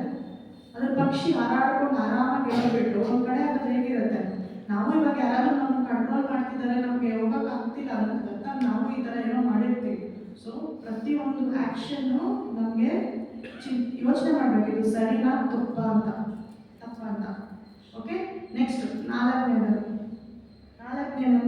ವಿಜ್ಞಾನಮಯ ಕೋಶ. ವಿಜ್ಞಾನಮಯ ಕೋಶದಲ್ಲಿ ಏನು ಬರುತ್ತೆ? ರಿಸರ್ಚ್, ಬುದ್ಧಿ, ರಿಸರ್ಚ್, ಅನ್ವೇಷಣೆ, ಅನ್ವೇಷಣೆ. ಆ ಬುದ್ಧಿ ಇದ್ರೆ ನಿಮಗೆ ಬರುತ್ತೆ. ಸಾಧನೆ ಅಂತಾರೆ ವಿಜ್ಞಾನಮಯದಲ್ಲಿ. ಸಾಧನೆ ಏನಾದರೂ ರಿಸರ್ಚ್ ಅಥವಾ ಅದನ್ನ ನಾವೇನೋ ಸಾಧನೆ ಮಾಡೋಕ್ಕೆ ಪ್ರಯತ್ನ ಮಾಡ್ತೀವಿ. ಸೊ ನಮಗೆ ಯೂಸ್ ಆಗುವ ಅಚೀವ್ಮೆಂಟ್, ಅಚೀವ್ಮೆಂಟ್ಸ್. ಏನು ಅಚೀವ್ಮೆಂಟ್ ಮಾಡಬೇಕು ಆಸ್ ಎ ಹ್ಯೂಮನ್? ಮನೆ ಕಟ್ಟೋದು, ಅದು ಮೆಟೀರಿಯಲ್. ಸರಿ, ಅವ್ರು ಏನು ಹೇಳಿದ್ರು ಮನೆ ಕಟ್ಟೋದು ಅಂತ. ಏನಕ್ಕೆ ಮನೆ ಕಟ್ಟಬೇಕು? ನಾವು ಮನೇಲಿ ಇರಬೇಕು ಅಂತ. ನಿಮ್ಮದೇ ಮನೆ ಯಾಕಿರ್ಬೇಕು? ಯಾಕಂದ್ರೆ ಅವ್ರು ನಮ್ಮ ಫ್ಯಾಮಿಲಿ ಮಾತ್ರ. ಮತ್ತೆ ಊರಲ್ಲಿರೋರ್ನೆಲ್ಲ ನಾವು ತಗೊಳಕ್ಕಾಗಲ್ಲ ಅಂತ. ನಾವು ಒಬ್ರಿಗೊಬ್ರು ಮನೇನೇ ಒಂದು ಅಚೀವ್ಮೆಂಟ್ ಅಂತ ಹಾಕೋಬಾರ್ದು. ಅದು ಬರಬೇಕು ನಿಮ್ಮ ಕರ್ಮದಲ್ಲಿ ಅಂದ್ರೆ ಅದು ಬಂದೇ ಬರುತ್ತೆ. ಅದಕ್ಕೆ ಮೆಟೀರಿಯಲಿಸ್ಟಿಕ್ ಆಗಿ ನಾವು ಮಾಡಕ್ ಹೋಗ್ಬಾರ್ದು. ನಿಮ್ಮ ಲೈಫಲ್ಲಿ ಎರಡು ಅಚೀವ್ಮೆಂಟ್ ಇರ್ತಾರೆ. ಒಂದು ಮನೆ ಕಟ್ಟು, ಒಂದು ಮಕ್ಕಳ ಮದುವೆ ಮಾಡೋದು. ಎರಡು ಅಚೀವ್ಮೆಂಟ್ ಮೈನ್. ಅದು ಗೋಲ್ ಅಲ್ಲ. ಅವ್ರು ಹೇಳ್ತಿರೋದು ಮೋಸ್ಟ್ ಡಿಫಿಕಲ್ಟ್ ಥಿಂಗ್ಸ್. ಮನೆ ಕಟ್ಟಿ ನೋಡು, ಮದುವೆ ಮಾಡಿ ನೋಡು, ಅದು ಕಷ್ಟ ಅಂತಾರೆ. ಅಂದ್ರೆ ಅದನ್ನ ಮಾಡಿ ಅಂತ ಹೇಳಿಲ್ಲ ಅವರು. ಮನೆ ಕಟ್ಟೋದು ಮದುವೆ ಮಾಡೋದು ಅಲ್ಲ, ಮಾಡಬೇಕು, ಅನಿವಾರ್ಯ. ಅನಿವಾರ್ಯ. ಅನಿವಾರ್ಯ. ಆಕ್ಚುಲಿ ನಮ್ಮಲ್ಲಿ ಇದು ರೆವಲ್ಯೂಷನ್ ಅಂತ ಹೇಳ್ತಾರೆ. ಏನು ರೆವಲ್ಯೂಷನ್? ಕ್ರಾಂತಿ. ಕ್ರಾಂತಿ. ನಾನಿದು ಆಕ್ಚುಲಿ ಒಂದು ಕಡೆ ಓದಿದ್ದೆ. ತುಂಬ ವರ್ಷಗಳ ಹಿಂದೆ ಊಟಕ್ಕೇನೋ ಕಷ್ಟ ಆಗ್ತಿತ್ತು. ಆವಾಗ ಅವ್ರು ಏನು ಹೇಳಿದ್ರೆ ನಾನು ಮಾಡ್ತೀನಿ ಅನ್ನೋ ಪರಿಸ್ಥಿತಿ. ಯಾವುದಕ್ಕೆ ಆಗಲಿ, ಎಷ್ಟೇ ಕಷ್ಟ ಆಗಲಿ ಅವ್ರು ಮಾಡೋರು. ನೆಕ್ಸ್ಟ್ ಒಂಥರ ರೆವಲ್ಯೂಷನ್ ಬಂತು. ನಿಮಗೆ ಇಷ್ಟ ಇಟ್ಟು ಮಾಡ್ತೀವಲ್ಲ, ನಿನ್ನಲ್ಲಿ ಏನಾದರೂ ಮಾಡುವಂಥದ್ದು, ಮ್ಯಾನುಫ್ಯಾಕ್ಚರಿಂಗ್ ಏನೋ ಮಾಡುವಂಥದ್ದು ನಿನಗೆ ಗೊತ್ತಿದ್ರೆ ನೀನು ಕೆಲಸಕ್ಕೆ ತಗೊಳ್ತಾರೆ. ಅದೊಂದು ಸ್ಪೆಷಲ್ ಇತ್ತು. ಆವಾಗ ಅವರು ಊಟಕ್ಕೆ ಆ ಮ್ಯಾನುಫ್ಯಾಕ್ಚರಿಂಗ್ ಅನ್ನೋದನ್ನು ಕಲಿಯೋರು. ಮತ್ತು ಸ್ಕಿಲ್ಸ್. ನನ್ನಲ್ಲಿ ನಾಲೆಜ್ ಪ್ಲಸ್ ಸ್ಕಿಲ್ಸ್ ಇದೆ ಅಂತಂದರೆ ನನ್ನನ್ನು ತಗೊಳ್ತಾರೆ ಜಾಬ್ಗೆ ಅಂತ. ಅದಕ್ಕೆ ಅವರು ಎಷ್ಟು ಕಷ್ಟಪಟ್ಟು ಹೋಗಿ ಇದು ಮಾಡೋರು. ಸೊ ಅಲ್ಲಿ ಅವ್ರು ಏನೇ ಮಾಡಿದ್ರು ಫಸ್ಟು ಎಲ್ಲದಕ್ಕೂ ರೆಡಿ ಇದ್ರು. ಇವಾಗ ನಮಗೆ ದುಡ್ಡು ಬೇಕು ಅಂತ ನಾನು ಸ್ಕಿಲ್ಸ್ನ, ನಾಲೆಜ್ನ ತಗೊಳ್ಳೋಕೆ ಸ್ಟಾರ್ಟ್ ಮಾಡಿದೆ. ಇನ್ನು ಕೆಲವು ವರ್ಷಗಳಾದ್ಮೇಲೆ ಏನು ಬಂತು ಅಂದರೆ, ನೀನು ಹೊಡೆಯೋದು ಬಡಿಯೋದು ಎಲ್ಲ ಮಾಡಬಾರ್ದು. ಊಟಕ್ಕೋಸ್ಕರ ಆಗಲಿ ಏನಕ್ಕೆ ಆಗಲಿ ಅವು, ಯಾಕಂದರೆ ಅದು ಸ್ಯಾಟಿಸ್ಫೈ ಆಗಿದೆ. ಯಾರು ಅದರ ಊಟ ಇಲ್ದಿರ ಬದುಕುವಂಥ ಪರಿಸ್ಥಿತಿ ನಮ್ಮಲ್ಲಿಲ್ಲ. ಇಂಡಿಯಾದಲ್ಲಿ ನಮಗೆ ಎಲ್ಲರೂ ನೋಡಿದ್ರು ಊಟ ಇಲ್ದಿರ ಸಾಯೋ ಪರಿಸ್ಥಿತಿ ಯಾರೂ ಇಲ್ಲ. ಎಲ್ಲೋ ಒಂದು ಕಡೆ ನಮಗೆ ಊಟ ಸಿಕ್ಕೇ ಸಿಗುತ್ತೆ, ಯಾರೋ ಒಬ್ಬರು ಹೇಗೋ ಒಂದು ಸಿಗತ್ತೆ. ಆ ಪರಿಸ್ಥಿತಿಗಳಿಲ್ಲ. ಬಟ್ ಈಗ ನಮ್ಮಲ್ಲಿ ಜನರ ಜೊತೆ ಹೊಂದಾಣಿಕೆ ಸರಿ ಇದ್ರು. ಒಂದು ಕಂಪ್ನಿ ತಗೊಳ್ಳಿ, ಒಳ್ಳೆ ಬಾಸ್ ಇದ್ರೇ ನಾನು ಅಲ್ಲಿ ಕೆಲಸ ಮಾಡೋದು. ಮನೆಗಳಲ್ಲೂ ಅಷ್ಟೇ, ಹೊಂದಾಣಿಕೆ ಇದ್ರೇ ನಾವು ಮನೇಲಿ ಇರೋದು. ಈ ಥರ ಸ್ಟೇಜ್ ಬಂದಿದೆ. ಬಟ್ ಆ ಕಾಲದಲ್ಲಿ ನಮ್ಮ ಅಜ್ಜಿ ಮುತ್ತಾಜ್ಜಿಗಳ ಗಂಡ ಹೊಡೆದ್ರು, ಸಾಯಿಸಿದ್ರು, ಅಲ್ಲೇ ಇರ್ತೀವಿ. ಯಾಕೆ? ಹೊಟ್ಟೆಪಾಡಿಗೆ. ಇವಾಗ ಡೆವಲಪ್ ಆಗಿದೆ. ಹೊಟ್ಟೆಪಾಡಿಗೆ ಯಾರೂ ಇರಬೇಕಿಲ್ಲ, ಎಲ್ಲೋ ಒಂದು ಕಡೆ ಬದುಕೊಳ್ಬೋದು. ಬಟ್ ಒಬ್ರಿಗೊಬ್ರ ಜೊತೆ ಇರಬೇಕಂದ್ರೆ ಏನಿರಬೇಕು? ಸಹಬಾಳ್ವೆ. ಅದು ಮೆಚುರಿಟಿ. ನಾನೇ ಬದುಕಬೇಕು, ನಿನ್ಗಿಂತ ಚೆನ್ನಾಗಿ ನಾನು ಇರಬೇಕು ಅಂದರೆ ಅದರಲ್ಲಿ ಏನೋ ತಪ್ಪಿದೆ. ಒಟ್ಟಿಗೆ ಎಲ್ಲರೂ ಇರಬೇಕು ಅನ್ನಬೇಕು ಹೊರತು ಒಬ್ರಿಗೊಬ್ರಿಗೆ ಸಹಕಾರ, ಮರ್ಯಾದೆ, ಒಂದು ಅನುಕಂಪ ಇವುಗಳೆಲ್ಲ ಬಿಲ್ಡ್ ಮಾಡಬೇಕು. ಇವೆಲ್ಲ ಇನ್ನರ್ ಕ್ವಾಲಿಟೀಸ್. ಸೊ ನಮ್ಮ ಮೈಂಡಲ್ಲಿ ನಾವು ಏನು ತಿಂತೀವಿ ಅನ್ನೋದ್ರಿಂದ ಅದು ನಮ್ಮ ಮೈಂಡು ಇದಾಗುತ್ತೆ. ಇನ್ನೂ ಕೆಲವು ಕಡೆ ಹೇಳಿದ್ದಾರೆ, ಯಾರು ಅಡುಗೆ ಮಾಡ್ತಾರೆ ಅವ್ರ ಬುದ್ಧಿ ಚೆನ್ನಾಗಿರ್ಬೇಕು ಅಂತಾರೆ. ಅವ್ರು ಯಾವ ಯೋಚನೆ ಮಾಡಿ ಮನೆಯಲ್ಲಿ ಊಟ ಕೊಡ್ತಾರೋ ಅದು ಆ ಪ್ರಭಾವ ಆ ಮನೆಯಲ್ಲಿರೋ ಮೇಲೆ ಬೀಳುತ್ತೆ. ಅದಕ್ಕೆ ಒಂದೊಂದ್ಸತಿ ಯಾರು ಅಡುಗೆ ಮಾಡ್ತಾರೆ ತಾಯಿಯ ಬುದ್ಧಿ ಮಕ್ಕಳಿಗೆ ಬರೋದು ಇಲ್ಲ, ಆ ಥರ ಯೋಚನೆಗಳೆಲ್ಲ ಬರುತ್ತೆ. ನಾವು ಯಾರ ಜೊತೆ ಇರ್ತೀವಿ, ಯಾರು ಮಾಡೋ ಅಡುಗೆ ಊಟ ತಿಂತಾ ಇದೀವಿ, ಯಾವ ಮೂಲಕ ತಿಂತಾ ಇದ್ದೀವಿ, ಇದೆಲ್ಲ ಮೈಂಡ್ ಕಂಟ್ರೋಲ್ ಆಗುತ್ತೆ. ಗಾಳಿ ಕೂಡ, ಗಾಳಿ ನಾವೇನು ಕೇಳಿಸ್ಕೊತೀವಿ, ನ್ಯೂಸು, ಇವೆಲ್ಲ ನಾವು ಒಳ್ಳೆಯದನ್ನ ಕೇಳಿಸ್ಕೊಂಡ್ರೆ ಮೈಂಡ್ಗೆ ಒಳ್ಳೆ ಊಟ ಆಗ್ತಾ ಇರ್ತೀವಿ. ಇಲ್ಲಾಂದರೆ ಅದು ಇನ್ಫ್ಲೂಯೆನ್ಸ್ ಆಗುತ್ತೆ. ಎಲ್ಲೋ ಒಂದು ಕಡೆ ನಾನು ದೊಡ್ಡ ಯುದ್ಧ ನೋಡಿದೆ, ಅವ್ರು ನಮ್ಮನ್ನು ಹೊಡೆಯೋಕೆ ಬಂದರು, ನಾವು ಹೊಡೆಯೋಕೆ ಹೋಗಬೇಕು, ಆ ಥರ ಪ್ರೊವೋಕ್ ಮಾಡ್ತಾರೆ. ಯಾಕೆ? ನಿನ್ನ ಕಣ್ಣು, ನಿಮ್ಮ ಕಿವಿ ಅಲ್ಲಿ ಹೋಗಿ ನೋಡ್ದು ಕೇಳಿಸ್ಕೊಳ್ತು ಇನ್ಫ್ಲೂಯೆನ್ಸ್ ಆದರೆ ನಿನ್ನ ಮೈಂಡು, ಬ್ರೈನು ಯೋಚನೆ ಮಾಡಿ ಯಾವ್ದು ಸರಿ ತಪ್ಪು ಅಂತ. ಸೊ ಅದೊಂದು. ಸೊ ಸೆನ್ಸಸ್ಸು ನಮ್ಮನ್ನು ಕಂಟ್ರೋಲ್ ಮಾಡೋದ, ನಾವು ಅಂದರೆ mind, in the mind. So ಈ ವಿಜ್ಞಾನಮಯ ಕೋಶದಲ್ಲಿ ಬುದ್ಧಿ ಇರಬೇಕು. ಸಾಧನೆ ಅಂದರೆ ಬ್ರೀತ್. ಬ್ರೀತ್ ಅಂದರೆ ಅವರು ಆ್ಯಕ್ಚುಲಿ ಮನೆ ಅಂತ ಸಾಧನೆ ಹೇಳಿದ್ರೆ ನಾವು ಅಲ್ಲೋಗಿ, ಸಾಧನೆ ಅಂದರೆ ನಾವು ಒಂದು ಕಡೆ ಕೂತ್ಕೊಂಡು ನಮ್ಮನ್ನು ನಾವು ಫೋಕಸ್ ಮಾಡಬೇಕು. ಮೆಡಿಟೇಷನ್ ನಮ್ಮ ಸಾಧನೆ ಅದೇ. ಇಲ್ಲಿ ಇರೋರು ಎಷ್ಟು ಜನ ಮೆಡಿಟೇಷನ್ ಮಾಡಲ್ಲ? ಯಾರು ಮಾಡಲ್ಲ ಅಂತ ಇರೋದು? ಮಾಡಲ್ಲ. ಯಾಕೆ ಮಾಡಲ್ಲ? ನೋಡಿ, ಅವರು ಗೊತ್ತು ಅದರ ಬಾಧೆ. ಫೋಕಸ್ ಮಾಡಕ್ ಆಗಲ್ಲ. ನಾನು ಕೆಲವರು ಕೇಳಿದ್ದೆ, ಇಲ್ಲ ನಾನು ಕಣ್ಣು ಮುಚ್ಕೊಂಡು ಕುತ್ಕೊಂಡ್ರೆ ತುಂಬಾ ಯೋಚನೆಗಳು ಬರುತ್ತೆ ಅಂತ. ಅವ್ರಿಗೊಂದು ಇಂಪಾರ್ಟೆಂಟ್ ಅದು ಸಾಧನೆ. ಅವ್ರು ಕಷ್ಟಪಟ್ಟು ಕೆಲವರು ಕುತ್ಕೊಳ್ತಾರೆ ಮೆಡಿಟೇಷನ್ಗೆ. ಏನ್ ಮಾಡ್ತೀರಾ ಮೆಡಿಟೇಷನ್ ಅಲ್ಲಿ ಕುತ್ಕೊಂಡು? ನಿದ್ದೆ ಮಾಡ್ತಾರೆ. ಬಟ್ ಮೆಡಿಟೇಷನ್ ಅಂದ್ರೆ ಫುಲ್ ಅವೇರ್ನೆಸ್ ಇರಬೇಕು. ನಾನು ಇಲ್ಲಿ ಕೂತಿದ್ದೀನಿ, ನನ್ನ ಸುತ್ತಲೂ ಏನಿದೆ, ಏನ್ ಸೌಂಡ್ ಬರ್ತಿದೆ ಎಲ್ಲ. ಇನ್ನೂ ಕೆಲವರು ಡೀಪ್ ಮೆಡಿಟೇಷನ್ ಏನು ನೆನಪಿರೋದಿಲ್ಲ. ಅದ್ರ ಬಗ್ಗೆ ಅವೆಲ್ಲ ತಿಳ್ಕೊಳ್ಳೋಕೆ ಮುಂಚೆ ನಾವು ಬೇಸಿಕ್ ಮೆಡಿಟೇಷನ್ ಹಿಂಗೆ ಅಂತೀವಲ್ಲ, ಅದು ಎಲ್ಲೋ ಒಂದು ಕಡೆ ನಾನು ಕೇಳಿದ್ದೆ, ಸೋಹಂ ಕೇಳಿದ್ದೀರಾ? ಏನದು ಸೋಹಂ ಅಂದ್ರೆ? ಉಸಿರಾಟ. ನಮ್ದು ಉಸಿರಾಟದಲ್ಲೇ ಸೋಹಂ ಸೋಹಂ ಅಂತಾರೆ. ನಮ್ಮ ಮಂತ್ರಗಳಲ್ಲೂ ಅಷ್ಟೇ. ಮೊನ್ನೆ ನಾನು ಯೂತ್ ಗ್ಯಾದರಿಂಗ್ಗೆ ಹೋಗಿದ್ದಲ್ಲ, ಅಲ್ಲಿ ನಮಗೆ ಒಂದು ಇನ್ಫಾರ್ಮೇಶನ್ ಗೊತ್ತಾಯ್ತು. ಇವರು ಹೀಗೆ ಯಾವ ಪುಸ್ತಕಗಳು ಓದಿದಾಗ ನಾವು ಅದಕ್ಕೆ ಸತ್ಸಂಗ ಅಂತಂದ್ರೆ ಎಲ್ಲ ಸಿಮಿಲರ್ ಯೋಚನೆಗಳು ಇರೋರೆಲ್ಲ ಒಟ್ಟಿಗೆ ಬಂದಾಗ ನಮಗೆ ಗೊತ್ತಿಲ್ಲದಿರೋ ಕೆಲವು ವಿಷಯಗಳು ನಮಗೆ ಬೇರೆಯವರಿಂದ ಬರುತ್ತೆ. ಅಂತಂದ್ರೆ ನನಗೊಂದು ವಿಷಯ ಗೊತ್ತಾಯ್ತು. ಏನು ಅಂದ್ರೆ ಗಾಯತ್ರಿ ಮಂತ್ರ ಹೇಳ್ತೀವಲ್ಲ, ಆ ಮಂತ್ರಕ್ಕೂ ಇದಕ್ಕೂ ಏನ್ ಸಂಬಂಧ?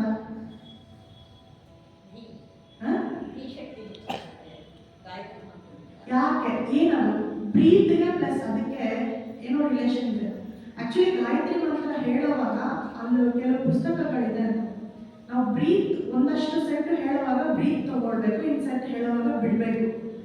ಆ ಥರ ಫೋಕಸ್ ಮಾಡಿ ನಾವು ಹೇಳಿದ್ರೆ ಅದರದ್ದು ಫಲ ಜಾಸ್ತಿ.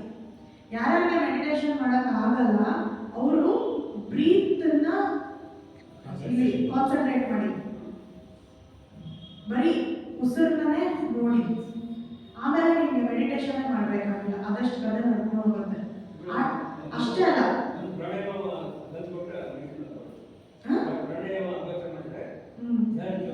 ಹೌದು. ಪ್ರಾಣಾಯಾಮ ಅಂದ್ರೆ ಏನು? ಉಸಿರಾಡೋದು, ಚೆನ್ನಾಗಿ ಉಸಿರಾಡೋದು. ಒಂದ್ಸತಿ ಈ ಮೂಗಲ್ಲಿ ಇನ್ನೊಂದು ಮೂಗಲ್ಲಿ ಈ ಥರ ಬಿಡೋದು, ಅದು ಎಕ್ಸಸೈಸ್ ಆಗುತ್ತೆ. ಬಟ್ ಆಕ್ಚುಲಿ ಅದು ಮಾಡುವಾಗ ನೀವು ಅಲ್ಲೇ ಯೋಚನೆ ಮಾಡಬೇಕು. ನಮಗೆ ಗೊತ್ತಿದ್ದೀರ ಸುಮ್ಮನೆ ಹಿಂಗೆ ಮಾಡ್ತಾ ಇದ್ರೆ ಅದು ಆಲ್ರೆಡಿ ಫೋಕಸ್ ಹೋಗಿದೆ, ಅದು ಮೆಡಿಟೇಷನ್ನೇ ಆಗಲ್ಲ. ಇನ್ನೂ ಸಿಂಪಲ್ ಏನಂದ್ರೆ ಒಂದ್ ಕಡೆ ಕುತ್ಕೋಬೇಕಾಗಿಲ್ಲ. ನೀವು ಏನ್ ಮಾಡ್ತಾ ಇರ್ತೀರ ಕೆಲಸ ಅದ್ರ ಬಗ್ಗೆನೇ ಯೋಚನೆ ಮಾಡಬೇಕು. ಈಗ ನಾನು ಪೆನ್ ತಗೊಳ್ತೀನಿ, ಪೆನ್ನೇ ತಗೊಳ್ಬೇಕು. ಅದು ಪೆನ್ ಆದರೆ ಬೇರೆ ಏನಂದ್ರೆ ಅದನ್ನೇ ನೋಡಬೇಕು. ಸೊ ಫೋಕಸ್ ಅನ್ನೋದು ತುಂಬಾ ಮುಖ್ಯ. ನಾವು ಮೆಡಿಟೇಷನ್ ಅದು ಸಾಧನೆ, ಇಂಪಾರ್ಟೆಂಟ್, ಅದು ಸಾಧನೆ. ಸೊ ಮೆಡಿಟೇಷನ್ ಮಾಡೋದು ಮತ್ತೆ ಸೆಲ್ಫ್ ಸ್ಟಡಿ. ಸೆಲ್ಫ್ ಸ್ಟಡಿ ಅಂದ್ರೆ ಸ್ವಂತ ನನ್ನ ಬಗ್ಗೆ ನಾನು ಓದೋದು, ನನ್ನ ಸ್ವಾಧ್ಯಾಯ, ನನ್ನನ್ನು ನಾನು ಅರ್ಥಕೊಳ್ಳೋದು. ನಾನೇ ಏನಾದರೂ ನಾಲೆಜ್ ನನ್ನಲ್ಲಿ ಏನಾದರೂ ಇದ್ದಿದ್ರೆ ಏನಾದರೂ ಹುಡುಕೋದು. ಯೂಶಲಿ JK ಅವರು ಅದೇ ಹೇಳ್ತಾರೆ, ನೀವು ಪುಸ್ತಕಗಳನ್ನೆಲ್ಲ ಓದಬೇಕಾಗಿಲ್ಲ, ನಿಮ್ಮನ್ನು ನೀವು ಅರ್ಥ ಮಾಡ್ಕೊಂಡ್ರು ಸಾಕು ಅಂತ. ನಾವು ಆ್ಯಕ್ಚುಲಿ ನಾವು ಅರ್ಥ ಆಗಿಲ್ಲ, ಅದಕ್ಕೆ ಪುಸ್ತಕ ಓದ್ತಾ ಇದ್ದೀವಿ. ಅದನ್ನು ಬಿಟ್ಬಿಟ್ಟು ನಾವು ಸುಮ್ಮನೆ ಸೈಲೆಂಟಾಗಿ ಒಂದು ಕಡೆ ಕೂತಿದ್ರೆ ಸೂರ್ಯನ ನೋಡ್ತೀವಿ, ಗಿಡಗಳನ್ನ ನೋಡ್ತೀವಿ, ಪಕ್ಷಿಗಳನ್ನ ನೋಡ್ತೀವಿ. ಅದೇನಿದೆ ಹಂಗೆ ನೋಡಿ, ಅಲ್ಲೇ ಆನ್ಸರ್ ಸಿಗತ್ತೆ. ನಮ್ಗೆ ಬರಲ್ಲ, ಅದಕ್ಕೆ ನಾವು ಇಷ್ಟೆಲ್ಲ ಓದ್ತಾ ಇದ್ದೀವಿ. ಎಲ್ಲ ಹೋದ್ರೆ ಲಾಸ್ಟ್ ಏನು ಓದಲ್ಲ, ಪುಸ್ತಕಗಳು ಓದಲ್ಲ. ಅವ್ರಿಗೆ ಫುಲ್ ಫೋಕಸ್ ಇದ್ರೆ ಅವರೇ ಗ್ರೇಟ್ ಆ್ಯಕ್ಚುಲಿ. ಅದು ಮತ್ತೆ ಗುಡ್ ರಿಲೇಷನ್. ಗುಡ್ ರಿಲೇಷನ್ ಪುಸ್ತಕ ಅವ್ರ ಪುಸ್ತಕದ ಬದನೆಕಾಯಿ. ಸೊ ನಾವು ಜೀವನ ಗುಡ್ ರಿಲೇಷನ್ಸ್, ಒಳ್ಳೆ ಸಂಬಂಧಗಳು. ಹಾಗೆ ಅಂದ್ಬಿಟ್ಟು ಸಂಬಂಧಗಳಿಗೂ ಕೆಟ್ಟವರು ಹಾಗೆ ಅಂತಿದ್ರೆ ಹೇಗೆ? ನಮ್ಮ ಕರ್ಮಾನುಸಾರ ನಾವು ಎಂತೆಂಥ ವ್ಯಕ್ತಿಗಳನ್ನೂ ಮೀಟ್ ಆಗ್ತೀವಿ. ಅವ್ರು ನಮಗೆ ಕೆಟ್ಟವರು ಅಂತ ನಮಗೂ ಅನ್ಸುತ್ತೆ, ಒಳ್ಳೆಯವರು ಅಂತ ಅನ್ಸುತ್ತೆ. ಬಟ್ ನಾವು ತಿಳ್ಕೋಬೇಕಾಗಿದೆ ಏನಂದ್ರೆ ಯಾರು ಕೆಟ್ಟವರಲ್ಲ, ಯಾರು ಒಳ್ಳೆಯವರಲ್ಲ. ಎಲ್ಲರೂ ಅವ್ರವ್ರ ಪಾಠಕ್ಕೆ ಹೋಗಿದ್ದಾರೆ. ಯಾರನ್ನೂ ಹೊಗಳ್ಬೇಕಾಗಿಲ್ಲ, ಯಾರನ್ನೂ ತೆಗಳ್ಬೇಕಾಗಿಲ್ಲ. ಅವ್ರ ಕರ್ಮಾನುಸಾರ ಅವ್ರಿಗೆ ಗೊತ್ತಿರೋಷ್ಟು ಅವ್ರು ಮಾಡ್ತಿದ್ದಾರೆ. ನಮ್ಮ ಕೆಲಸ ಏನು? ನಮ್ಮ ಕೆಲಸ ನಾವು ಮಾಡೋದು. ನಮ್ಮದು ಏನೋ ನಾವು ಕಲಿಬೇಕು, ಅದನ್ನು ಮಾಡಬೇಕು. ಈಗ ಫಾರ್ ಎಕ್ಸಾಂಪಲ್ ಯಾರೋ ಹಚ್ತಾ ಇರ್ತಾರೆ, ನೋಡಪ್ಪ ಯಪ್ಪ ಹಚ್ತಾ ಇದ್ದಾರೆ, ಯಾಕೆ ಹೇಳ್ತೀಯ? ನೀನು ಸೈಲೆಂಟಾಗಿ ನೀನೇನು ಮಾಡಬೇಕು ಅಂತ ಟೈಮಲ್ಲಿ ನೀನು ಹಚ್ಬೇಡ. ಇಲ್ಲಾಂದ್ರೆ ನೀನು ಮಾಡೋದು ನೀನು ಏನು ರಿಯಾಕ್ಷನ್ ರೆಸ್ಪಾನ್ಸ್ ಏನು ಮಾಡಬೇಕು? ಸೈಲೆಂಟಾಗಿ ಇರು ಅಂತ ಹೇಳ್ತಾರೆ, ನೀನು ಕಿರ್ಚಬೇಡ. ಇಲ್ಲಾಂದ್ರೆ ಅದಕ್ಕೆ ಯಾರಾದರೂ ಕರಿಬೇಕು, ಕರೆದು ಅವ್ರನ್ನ ಕಂಟ್ರೋಲಲ್ಲಿ ಇಡಬೇಕು. ಯಾಕೆ ಅಂದರೆ ನನಗೆ ಡಿಸ್ಟರ್ಬ್ ಆಗ್ತಾ ಇದೆ, ಆ ಥರ ಏನಾದರೂ ಮಾಡಬೇಕು. ಇಂಥವುಗಳನ್ನು ನಾವು ರೆಸ್ಪಾನ್ಸ್ ಮಾಡಬೇಕು ಇವತ್ತು. ಈ ಥರ ಜಸ್ಟ್ ಥಿಂಕ್ ಮಾಡೋದು. ಓಕೆ, ನಾನು ಆ್ಯಕ್ಚುಲಿ ಗುಡ್ ರಿಲೇಷನ್ ಬಗ್ಗೆ ಅಲ್ಲ. ಸೊ ಇದು ಸಂಬಂಧಗಳ ಬಗ್ಗೆ. Next services. ಸರ್ವೀಸಸ್ ಅಂದರೆ ಸೇವೆ, ಒಳ್ಳೆ ಸೇವೆಗಳು ಮಾಡಬೇಕು. ಸೊ ಪ್ರತಿ ದಿವಸ ಎಲ್ಲರೂ ಏನಾದ್ರು ಸೇವೆ ಮಾಡ್ತಿದ್ದೀರಾ? ನಿಮ್ಮ ಫ್ಯಾಮಿಲಿ ಕೆಲಸ ಬಿಟ್ಟು ಮಾಡ್ತಾ ಇದ್ದೀರಾ? ಯಾಕೆ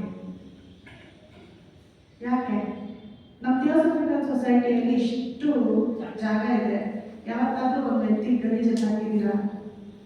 ಕ್ಲೀನ್ ಮಾಡಿದ್ದೀರಾ? ಯಾಕೆ ಮಾಡಲ್ಲ?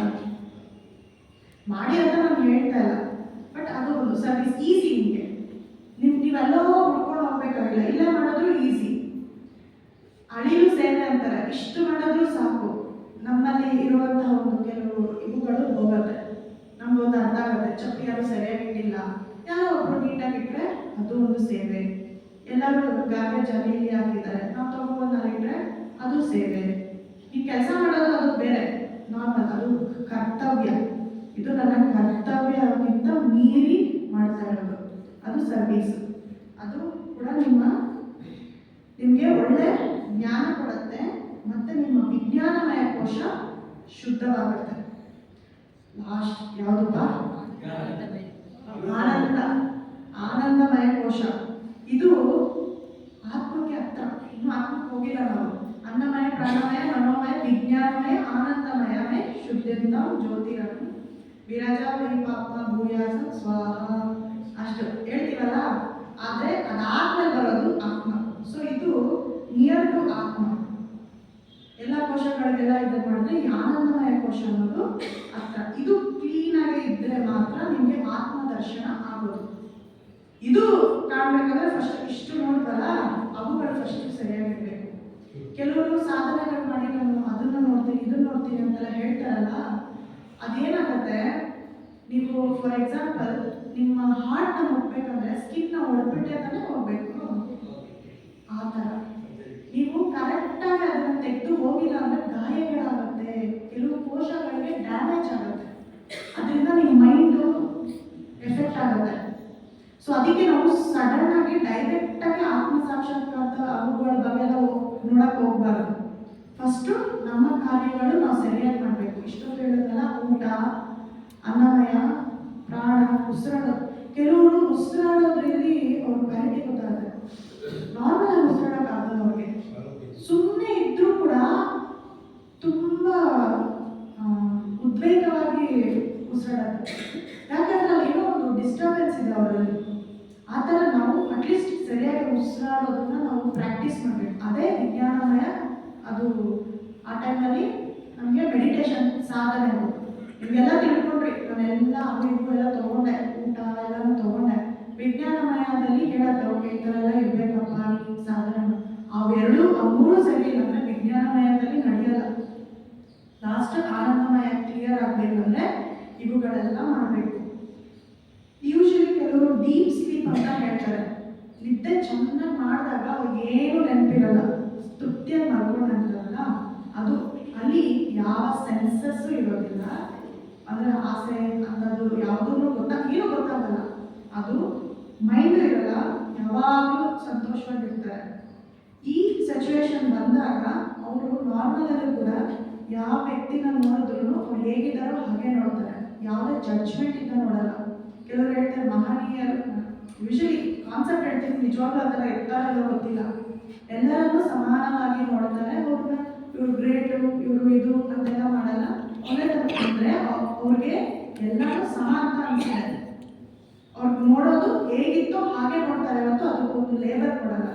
ಅಲ್ಲೊಂದು ಏನೋ ಇದೆ, ಒಂದು ವ್ಯಕ್ತಿ ಅಂತಾನೂ ಹೇಳಲ್ಲ, ಏನೋ ಇದೆ, ಅದೇನು ಮಾಡ್ತಿದೆ ಹಂಗೆ ನೋಡ್ತಾರೆ ಹೊರತು ಏನು ಹೆಸರುಗಳು ಏನು ಹೇಳೋದಿಲ್ಲ. ಆ ಥರ ಇಟ್ಟಾಗ ಜಡ್ಜ್ಮೆಂಟಲ್, ನಾನು ಜಡ್ಜ್ಮೆಂಟಲ್ ಆಗಿದ್ದೀನಿ ಅಂತ ಹೇಳಿ. ಸೊ ಯೂಶಲಿ ಏನನ್ನು ನಾವು ಹೆಸರಿಟ್ಟು ಇಡಬಾರ್ದು. ಇದೆ ಅವುಗಳೆಲ್ಲ ಇಲ್ಲಿನ ಇದಕ್ಕೆ ಹೋಗಿ ಆ ಚೇರೆತ್ತು ಅಂತ ಹೇಳೋದಕ್ಕಿದೆ, ಬಟ್ ನನ್ನ ಮಾನಸಿಕವಾಗಿ ಅಲ್ಲಿ ಏನಿದೆ ಅದನ್ನು ಜಡ್ಜ್ ಮಾಡಬೇಕು. ಇದು ಹುಡುಗ, ಇದು ಹುಡುಗಿ, ಇದು ಪ್ರಾಣಿ, ಆ ಥರ ಎಲ್ಲ ನಾವು ಜಡ್ಜ್ ಮಾಡಬಾರ್ದು. ಸೊ ಪಂಚಕ್ಲೇಶಗಳು ನಾರ್ಮಲ್ ಕರೆಕ್ಟ್ ಆಗಿದ್ರೆ ನಮ್ಗೆ ಯಾವುದು ನೋವಿರಲ್ಲ ಲೈಫಲ್ಲಿ. ಸೊ ಯೂಶಲಿ ಈ ಪಂಚಕ್ಲೇಶಗಳು ಅಂದರೆ ಗೊತ್ತಾ, ಈ ಪಂಚಕೋಶಗಳಾಯಿತು, ಆನಂದಮಯ ಕೋಶ ಕ್ಲೀನ್ ಆಯಿತು, ಸಾರಿ ಅದು ಅರ್ಥ ಆಗ್ಬೇಕಂದ್ರೆ ಈ ಕೋಶಗಳೆಲ್ಲ ಕ್ಲೀನ್ ಆಯಿತು, ಇಷ್ಟ ಅರ್ಥ ಆಯ್ತಲ್ಲ. ನೆಕ್ಸ್ಟು ಪಂಚಕ್ಲೇಶಗಳು, ಪಂಚಕೋಶಗಳ ಬಗ್ಗೆ ಗೊತ್ತಾದರೆ ಕ್ಲೇಶಗಳು ಗೊತ್ತಾದರೆ ನಿಮಗೆ ಸ್ವಲ್ಪ ಅವುಗಳಿಗೆ ಒಂದು ಸಪೋರ್ಟ್ ಆಗುತ್ತೆ. ಏನದು ಪಂಚಕ್ಲೇಶಗಳು? ಅವಿದ್ಯೆ, ಅಸ್ಮಿತಾ, ಶಬಾಷ್, ಥ್ಯಾಂಕ್ ಯು ಮೇಡಮ್. ಅವಿದ್ಯಾ, ಅಭಿನವ, ಅಸ್ಮಿತಾ, ರಾಗ, ದ್ವೇಷ, ಅಭಿನವೇಶ. ಇದು ಸೂಪರ್. ಅವಿದ್ಯಾ ಅಂದರೆ ಯಾರು? ಓದೋದು ಬರೆಯೋದು ಬರೋರು ಅಲ್ಲ, ಆತ್ಮಜ್ಞಾನ ಬಗ್ಗೆ ಅರಿವು ಇಲ್ಲದೆ ಇರೋರು ಅವಿದ್ಯರು. ಎಷ್ಟು ಓದಿರ್ತಾರೆ, ದುಡ್ಡು ಮಾಡಿ ದೊಡ್ಡ ಬಂಗ್ಲೆ ಮಾಡಿ ಎಷ್ಟೆಲ್ಲ ಓದಿರ್ತಾರೆ, ಓದಿದ್ರು ಕೂಡ ಈ ನಾರ್ಮಲ್ ನಮ್ಮ ಮೆಟೀರಿಯಲ್ ವರ್ಲ್ಡಲ್ಲಿ ಈ ಥರ ಅಯ್ಯೋ ಅವರು ದೊಡ್ಡ IAS ಆಫೀಸರು, ಅವ್ರು ದೊಡ್ಡ ಪೊಲೀಸ್ ಆಫೀಸರು ಏನೇ ಅಂತ ಹೇಳಿದ್ರು ಅವ್ರಿಗೆ ಆತ್ಮಜ್ಞಾನ ಇಲ್ಲ ಅಂದ್ರೆ ಅವ್ರ ಅವಿದ್ಯೆಗಳ ಸಮಾನ. ಇದರಲ್ಲಿ ನಮ್ಮ ಆಧ್ಯಾತ್ಮಿಕತೆಯಲ್ಲಿ ಇದ್ರ ಬಗ್ಗೆ ಅವರು ಯೋಚನೆ ಮಾಡಿ ಅವ್ರ ಅವಿದ್ಯೆಗಳ ಅಭಿನವ ಅಂದರೆ ನನಗೆಲ್ಲ ಬೇಕು, ನಮಗೆ ಎವ್ರಿಥಿಂಗ್ ಐ ವಾಂಟ್. ಸಪೋಸ್ ನಮಗೆ ಅದು ಏನೋ ನೋಡಿದ್ರೆ ನಮ್ಗೆ ಅದು ಬೇಕು, ನಮ್ಗೆ ಇದು ಬೇಕು, ಅದು ಚೆನ್ನಾಗಿದೆ, ನಮ್ಗೆ ಅದು ಬೇಕು ಅಂತ ಒಂದೊಂದೇ ನಮ್ಗೆ ಬೇಕು ಅಂತ ಹೇಳ್ತಾರಲ್ಲ. ಇವುಗಳೇನಾಗುತ್ತೆ, ನಮ್ಮ ಭೂಮಿ ಮೇಲೆ ಬರೋಕ್ಕೆ ಮುಂಚೆ ಅವುಗಳೆಲ್ಲ ಒಂದು ರೀತಿ ಆಸೆ ಆಗಿ ಎಫೆಕ್ಟ್ ಆಗಿ ನಿಮಗೆ ನೆಕ್ಸ್ಟ್ ಜನ್ಮಗಳಿಗೆ ಎಫೆಕ್ಟ್ ಆಗುತ್ತೆ. ಆಸೆ ಥರ ನೆಕ್ಸ್ಟು ಅದು ಆಸೆ ಆಯಿತು. ಇನ್ನೊಂದಿದೆ ಅಶ್ಮಿತಾ, ಏನು? ದುರಾಸೆ. ಓಕೆ, ಹೊಟ್ಟೆ ತುಂಬ ಊಟ ಮಾಡಿದೆ, ಬಟ್ ಅಲ್ಲೇನೋ ಸ್ವೀಟ್ ಇದೆ ಸೊ ತಿಂದ್ಬಿಡ್ತೀನಿ. ಇನ್ನು ಎಲ್ಲೋ ಹೋಗಿದ್ದೆ ನಾನು, ಒಂದು 10 ರೂಪಾಯಿ ಕೊಟ್ಟರು ಸಂಪಾದನೆ ಮಾಡಿದೆ, ಆಯಿತು, ಇನ್ನು ಸ್ವಲ್ಪ ನಿನಗೆ ಬೇಕಾ, ಇವತ್ತು ತಿನ್ನೋದಕ್ಕೆ ಇಷ್ಟು ಸಾಕಾಗಲ್ಲ. ಗ್ರೀಡಿ. What is greedy? ದುರಾಸೆ. ಸೊ ಅದು ಒಂದು. ಇನ್ನೊಂದು ಇಷ್ಟೇ ಅಲ್ಲ, ದುರಾಸೆಗಳು ಬರೀ ಮೆಟೀರಿಯಲಿಸ್ಟಿಕಲ್ಲೂ ಅಲ್ಲ, ಸಕ್ಸಸ್ಸಲ್ಲೂ ಇದೆ. ಹೇಗೆ? ನಾನು ಆ್ಯಕ್ಚುಲಿ ನಮ್ಮ ಪೇರೆಂಟ್ಸ್ ಆಲ್ಮೋಸ್ಟ್ ಎಲ್ಲರೂ ದುರಾಸೆಗೆ ಒಳಗಾಗಿಸ್ತಾರೆ. ನನ್ನ 10th ಸ್ಟ್ಯಾಂಡರ್ಡ್ ಓದಿಸ್ತಾರೆ, 12th ಓದು, ಇಂಜಿನಿಯರಿಂಗ್ ಮಾಡು, ಅದು ಮಾಡಿ ಇದು ಮಾಡು ಅಂತಾರೆ. ಅವ್ರಿಗೆ ಆ್ಯಕ್ಚುಲಿ ವಿದ್ಯೆ ಅನ್ನೋದೇ ಜನರಿಗೆ ಕಾನ್ಸೆಪ್ಟ್ ಗೊತ್ತಿಲ್ಲ. ಅದು ಬಿಟ್ಟು ಮೆಟೀರಿಯಲಿಸ್ಟಿಕ್ ಓದ್ತಾರೆ. ಓಕೆ, ಸಕ್ಸಸ್ ಆಯಿತು, IAS ಆಫೀಸರ್ ಆಗಿ ಎಲ್ಲ ಆಯಿತು, ಇನ್ನು ಸ್ವಲ್ಪ ಗ್ರೇಡ್ ಬೇಕು, ಅದು ಯೂಶಲಿ. ಬಟ್ ಅದೇ ಆಸೆ ಆಗಿರ್ಬಾರ್ದು, ಅದೇ ನನ್ನ ಜೀವನದ ಗೋಲ್ ಅಂತ ಇರಬಾರ್ದು, ಅದು ಇಂಪಾರ್ಟೆಂಟ್. ಮತ್ತು ಇನ್ನೊಂದು, ಕೆಲವರು ಚೆನ್ನಾಗೆ ದುಡ್ಡೆಲ್ಲ ಮಾಡಿರ್ತಾರೆ, ಯಾರಿಗೆ ಆಗಲಿ 1 ರೂಪಾಯಿ ಯಾರಾದರೂ ಕೇಳಿದ್ರೆ ಕೊಡೋದಕ್ಕೆ ಮನಸ್ಸು ಬರಲ್ಲ. ಇನ್ನು ಕೆಲವರು ದಾನ ಧರ್ಮಗಳು ಮಾಡ್ತಾರೆ, ಎಲ್ರಿಗೂ ಗೊತ್ತಾಗ್ಬೇಕಂತ ಮಾಡ್ತಾರೆ. ಇನ್ನು ಕೆಲವರು ಉದ್ದೇಶ ಇಲ್ದಿರೋ ಓಕೆ ಯಾರೋ ಪಾಪ ಅಂತ ಅನಿಸಿ, ಪಾಪ ಅಂತಲೂ ಅನಿಸ್ಬಾರ್ದು. ಆ್ಯಕ್ಚುಲಿ ನಾನು ಕೊಡ್ತಾ ಇದ್ದೀನಿ ಅಂತಲೂ ಅನಿಸ್ಬಾರ್ದು, ಹಾಗೆ ಕೊಡಬೇಕು. ನಾನು ಅಷ್ಟು ಮಾಡ್ತೀನಿ, ನಾನು ಪ್ರಾಣಿಗಳು ಅದೆಲ್ಲ ಬೇರೆ. ನೀನು ಮಾಡ್ತಾ ಇದೀಯ ಅಂತಂದರೆ ಆಲ್ರೆಡಿ ನಿಮಗೆ ಒಂದಷ್ಟಿದೆ, ಆ ಮಾಡ್ತಿರೋದು ಯಾವುದೋ ಒಂದು ದುರಾಸೆಗೇನೆ. ಇವಾಗ ಕೆಲವರು ಡೊನೇಷನ್ಸು ಎಲ್ಲ ಕೊಡ್ತಾರೆ, ಸುಮ್ಮನೆ ಕೊಡಲ್ಲ, ನಮಗೆ ಓಟ್ ಬೇಕು ಅಂತಲೇ ಕೊಡ್ತಾರೆ ಎಲೆಕ್ಷನ್ಸ್ ಆಗಲಿ, ಅದೆಲ್ಲ ದಾನ ಲೆಕ್ಕನಲ್ಲ, ಅದು ಬಿಸ್ನೆಸ್. ಸೊ ಆ ಥರ ನಾವು ಸಕ್ಸಸ್ಫುಲ್ ಪೀಪಲ್ ಕೂಡ ಒಂದೊಂದ್ಸತಿ ಎಷ್ಟಿದ್ರು ಸಾಲಲ್ಲ, ಇನ್ನೂ ಬೇಕು ಅಂತ ದುರಾಸೆ ಮಾಡ್ತಾರೆ. ಅದು ನೆಕ್ಸ್ಟ್ ರಾಗ. ಇದು ತುಂಬ ಇಂಪಾರ್ಟೆಂಟ್. ನೀವೆಲ್ಲ ರಾಗದಲ್ಲಿ ಇರ್ತೀರ ಅಂದರೆ ಏನು? ನನ್ನ ಮಕ್ಕಳು, ನನ್ನ ಮನೆ, ನಂದು ಡಿಗ್ರಿ, ಈ ಥರ ಸೆಲ್ಫಿಶ್. ಅದೇ ರಾಗ ಅಂತ ಹೇಳ್ತಾರೆ. ಈ ರಾಗಗಳು ನನ್ನ ಆಸ್ತಿ, ನನ್ನ ಮನೆ, ನನ್ನ ದುಡ್ಡು ಅಂತೆಲ್ಲ ಹೇಳ್ತಾರಲ್ಲ, ಇದು ಎಫೆಕ್ಟ್ ಆಗುತ್ತೆ. ಕೆಲವರು ಈ ಮಹಾತ್ಮರು ಹೇಳಿದ್ದಾರೆ, ಇವುಗಳು ನಂದು, ನನ್ನವರು ಅಂತೆಲ್ಲ ನಾವು ಹೇಳ್ತೀವಲ್ಲ, ಅದು ಕೂಡ ನಮಗೆ ಒಂಥರ ಬ್ಲಾಕ್ ಅಂತಾರೆ. ಅದು ನಮಗೆ ಈ ಆತ್ಮ ಬೆಳವಣಿಗೆಗೆ ಅಡ್ಡಿ ಆಗುತ್ತೆ, ಅದು ಇರಬಾರ್ದು. Next, last but not the least, ದ್ವೇಷ. Very good, thank you. ದ್ವೇಷ. ಒಬ್ಬರನ್ನ ಅವ್ರು ನಮಗಿಂತ ಚೆನ್ನಾಗಿದ್ದಾರೆ, ಅವ್ರು ನಮ್ಗೆ ಯಾವತ್ತೂ ಏನೋ ಮಾಡಿದ್ರು, ಅವ್ರನ್ನ ಸುಮ್ಮನೆ ಬಿಡಬಾರ್ದು ಅಂತ ದ್ವೇಷ ಬೇರೆ, ಅದೊಂದು ದ್ವೇಷ. ಕೆಲವು ಕೇಳ್ಬೋದು, ಹಾಗಾದ್ರೆ ತಪ್ಪು ಮಾಡೋರಿಗೆ ತಪ್ಪು ಅಂದ್ರೆ ಶಿಕ್ಷೆ ಕೊಡಿ, ದ್ವೇಷ ಯಾಕೆ ಮಾಡ್ತೀರಾ? ನಿಮಗೆ ಪೊಲೀಸು ಕಳ್ಳರ ಇರ್ತಾರಲ್ಲ, ಪೊಲೀಸು ಯೂಶಲಿ ನಾರ್ಮಲ್ಲು ಆ ಜೈಲಲ್ಲಿರೋರ ಮೇಲೆ ದ್ವೇಷ ಇರೋದಿಲ್ಲ. ಅವರನ್ನು ಪಾಪ ಅಂತಾನೆ ನೋಡ್ತಾರೆ. ಜೈಲಲ್ಲಿರೋರಿಗೆ ಮಕ್ಕಳು ಇರ್ತಾರೆ, ಅಲ್ಲಿ ಎದ್ದೆತ್ತವರು ಇರ್ತಾರೆ, ಅವ್ರಿಗೂ ಕರುಣೆ ತೋರಿಸ್ತಾರೆ ಪೊಲೀಸವರು. ಇಲ್ಲ ಆ ಥರ ಅಷ್ಟು ನಮಗೆ ಮರಣ ದಂಡನೆಗಳೇ ಇಲ್ಲ. ಯಾಕೆ ಅಂದರೆ ಇನ್ನೂ ನಾವು ಕಲೀಲಿ ಅಂತ ಕರುಣೆ ತೋರಿಸ್ತೀವಿ. ಜೈಲ್ ಅಂದರೆ ಏನು? ನೀನು ಸೊಸೈಟಿಯಲ್ಲಿ ಬೆಳೆಯೋಕ್ಕೆ ಆಗ್ತಾ ಇಲ್ಲ, ನೀನು ಬೇರೆಯವ್ರಿಗೂ ಪ್ರಾಬ್ಲಮ್ ಮಾಡಿ ನೀನು ಪ್ರಾಬ್ಲಮ್ ಆಗ್ತಿದ್ಯಾ, ಸ್ವಲ್ಪ ದಿವಸ ನೀನು ರೆಸ್ಟ್ ತಗೊಳಪ್ಪ, ನಿಮ್ಮನ್ನ ಬೇರೆ ಥರ ಕ್ವಾರಂಟೈನ್ ಮಾಡ್ತೀವಿ ಅಂತ ಅರ್ಥ. ಕ್ವಾರಂಟೈನ್ ಆಗೋದೇನಕ್ಕೆ? ಕೊರೋನಾ ಟೈಮಲ್ಲಿ ನಿನ್ನಿಂದ ಬೇರೆಯವ್ರಿಗೆ ಪ್ರಾಬ್ಲಮ್ ಆಗಬಾರ್ದು, ನೀನು ಇಮ್ಯೂನ್ ಆದಮೇಲೆ ಸ್ವಲ್ಪ ನಿಂದು ಆರೋಗ್ಯ ನೋಡ್ಕೋಬೇಕು. ಇದು ಅಷ್ಟೇ. ಹೇಟ್ರೇಟು, ದ್ವೇಷ ಅನ್ನೋದು ಅದು ಒಳಗಿಂದು, ಆ ವ್ಯಕ್ತಿ ಇಂದ ಅಲ್ಲ. ಅವ್ರು ಈ ಥರ ಮಾಡಿದ್ರು ನಮ್ಗೆ ಯಾವುದು ಆಗಲ್ಲ ಅನ್ನೋದು ತಪ್ಪು. ಅವ್ರು ಮಾಡಿದ್ರು ಅದು ನಾವು ಯಾವ ರೀತಿ ಅರ್ಥ ಮಾಡ್ಕೋಬೇಕು? ಏನೋ ಇದು ಸನಾತನ ವಿದ್ಯೆಯಲ್ಲಿ ಹೇಳ್ತಾರೆ, ಇವರು class 3rd weak of Sunday ಬರುತ್ತೆ, 4th ವೀಕ್ ಆಫ್ ಸಂಡೇ, ಅದರಲ್ಲಿ ಹೇಳ್ತಾರೆ ಈ ಥರ ತಪ್ಪು ಮಾಡಿದವ್ರಿಗೆ ಕರುಣೆ ತೋರಿಸ್ಬೇಕಂತೆ. ಯಾಕೆ ಅಂದರೆ ಇವ್ರು ಮಾಡಿರೋ ತಪ್ಪು ಅವ್ರು ತುಂಬ ಅನುಭವಿಸ್ತಾರೆ. ನೆಕ್ಸ್ಟು ಆ ಅನುಭವ ಅವ್ರಿಗೆ ಎಷ್ಟು ನೋವಾಗುತ್ತೆ ಅಂತ ನಮಗೆ ತಿಳಿದಾಗ ಅವ್ರ ಮೇಲೆ ಕರುಣೆ ಬರುತ್ತೆ, ದ್ವೇಷ ಮಾಡಲ್ಲ. ಓಕೆ, ನೀವು ನಮಗೇನೋ ತಪ್ಪು ಮಾಡಿದೆ, ನಾನು ಅದಕ್ಕೆ ದ್ವೇಷ ಮಾಡಬಾರ್ದು, ಕರ್ಮ ಇಸ್ದೇನೋ ಅದು ಚೆನ್ನಾಗಿ ನೋಡ್ಕೊಳುತ್ತೆ. ನಮ್ಗೆ ಯಾರಾದ್ರೂ ಏನಾದರೂ ಮಾಡಿದ್ರೆ ಏನು ಮಾಡಬೇಕು ಅಂತಂದರೆ ಏನು ಮಾಡಬೇಡ, ಸೈಲೆಂಟ್ ಆಗಿರು, ಕರ್ಮನೇ ಅದ್ರ ಕತೆ ನೋಡ್ಕೊಳತ್ತೆ. ಆಗ ಅವ್ರು ಅನುಭವಿಸ್ಬೇಕು ಅಂತಲ್ಲ, ಅದು ನಿಯಮ, ಅದು ಕರ್ಮ ನಿಯಮ. ಅದು ಯಾರು ನೀವು ಅಯ್ಯೋ ಹಂಗೆ ಮಾಡ್ದೆ ಹಿಂಗೆ ಮಾಡ್ದೆ ನೀವೇನು ಹೇಳಬೇಡಿ, ಅವ್ರವ್ರದ್ದು ಅವ್ರವ್ರಿಗೆ ನಡೆಯುತ್ತೆ. ದ್ವೇಷ ನೆಸೆಸಿಟಿ ಇಲ್ಲ, ರಿಯಾಕ್ಷನ್ ಬೇಕಿಲ್ಲ, ರೆಸ್ಪಾನ್ಸ್. ರೆಸ್ಪಾನ್ಸ್ ಅಂದ್ರೆ ಏನು?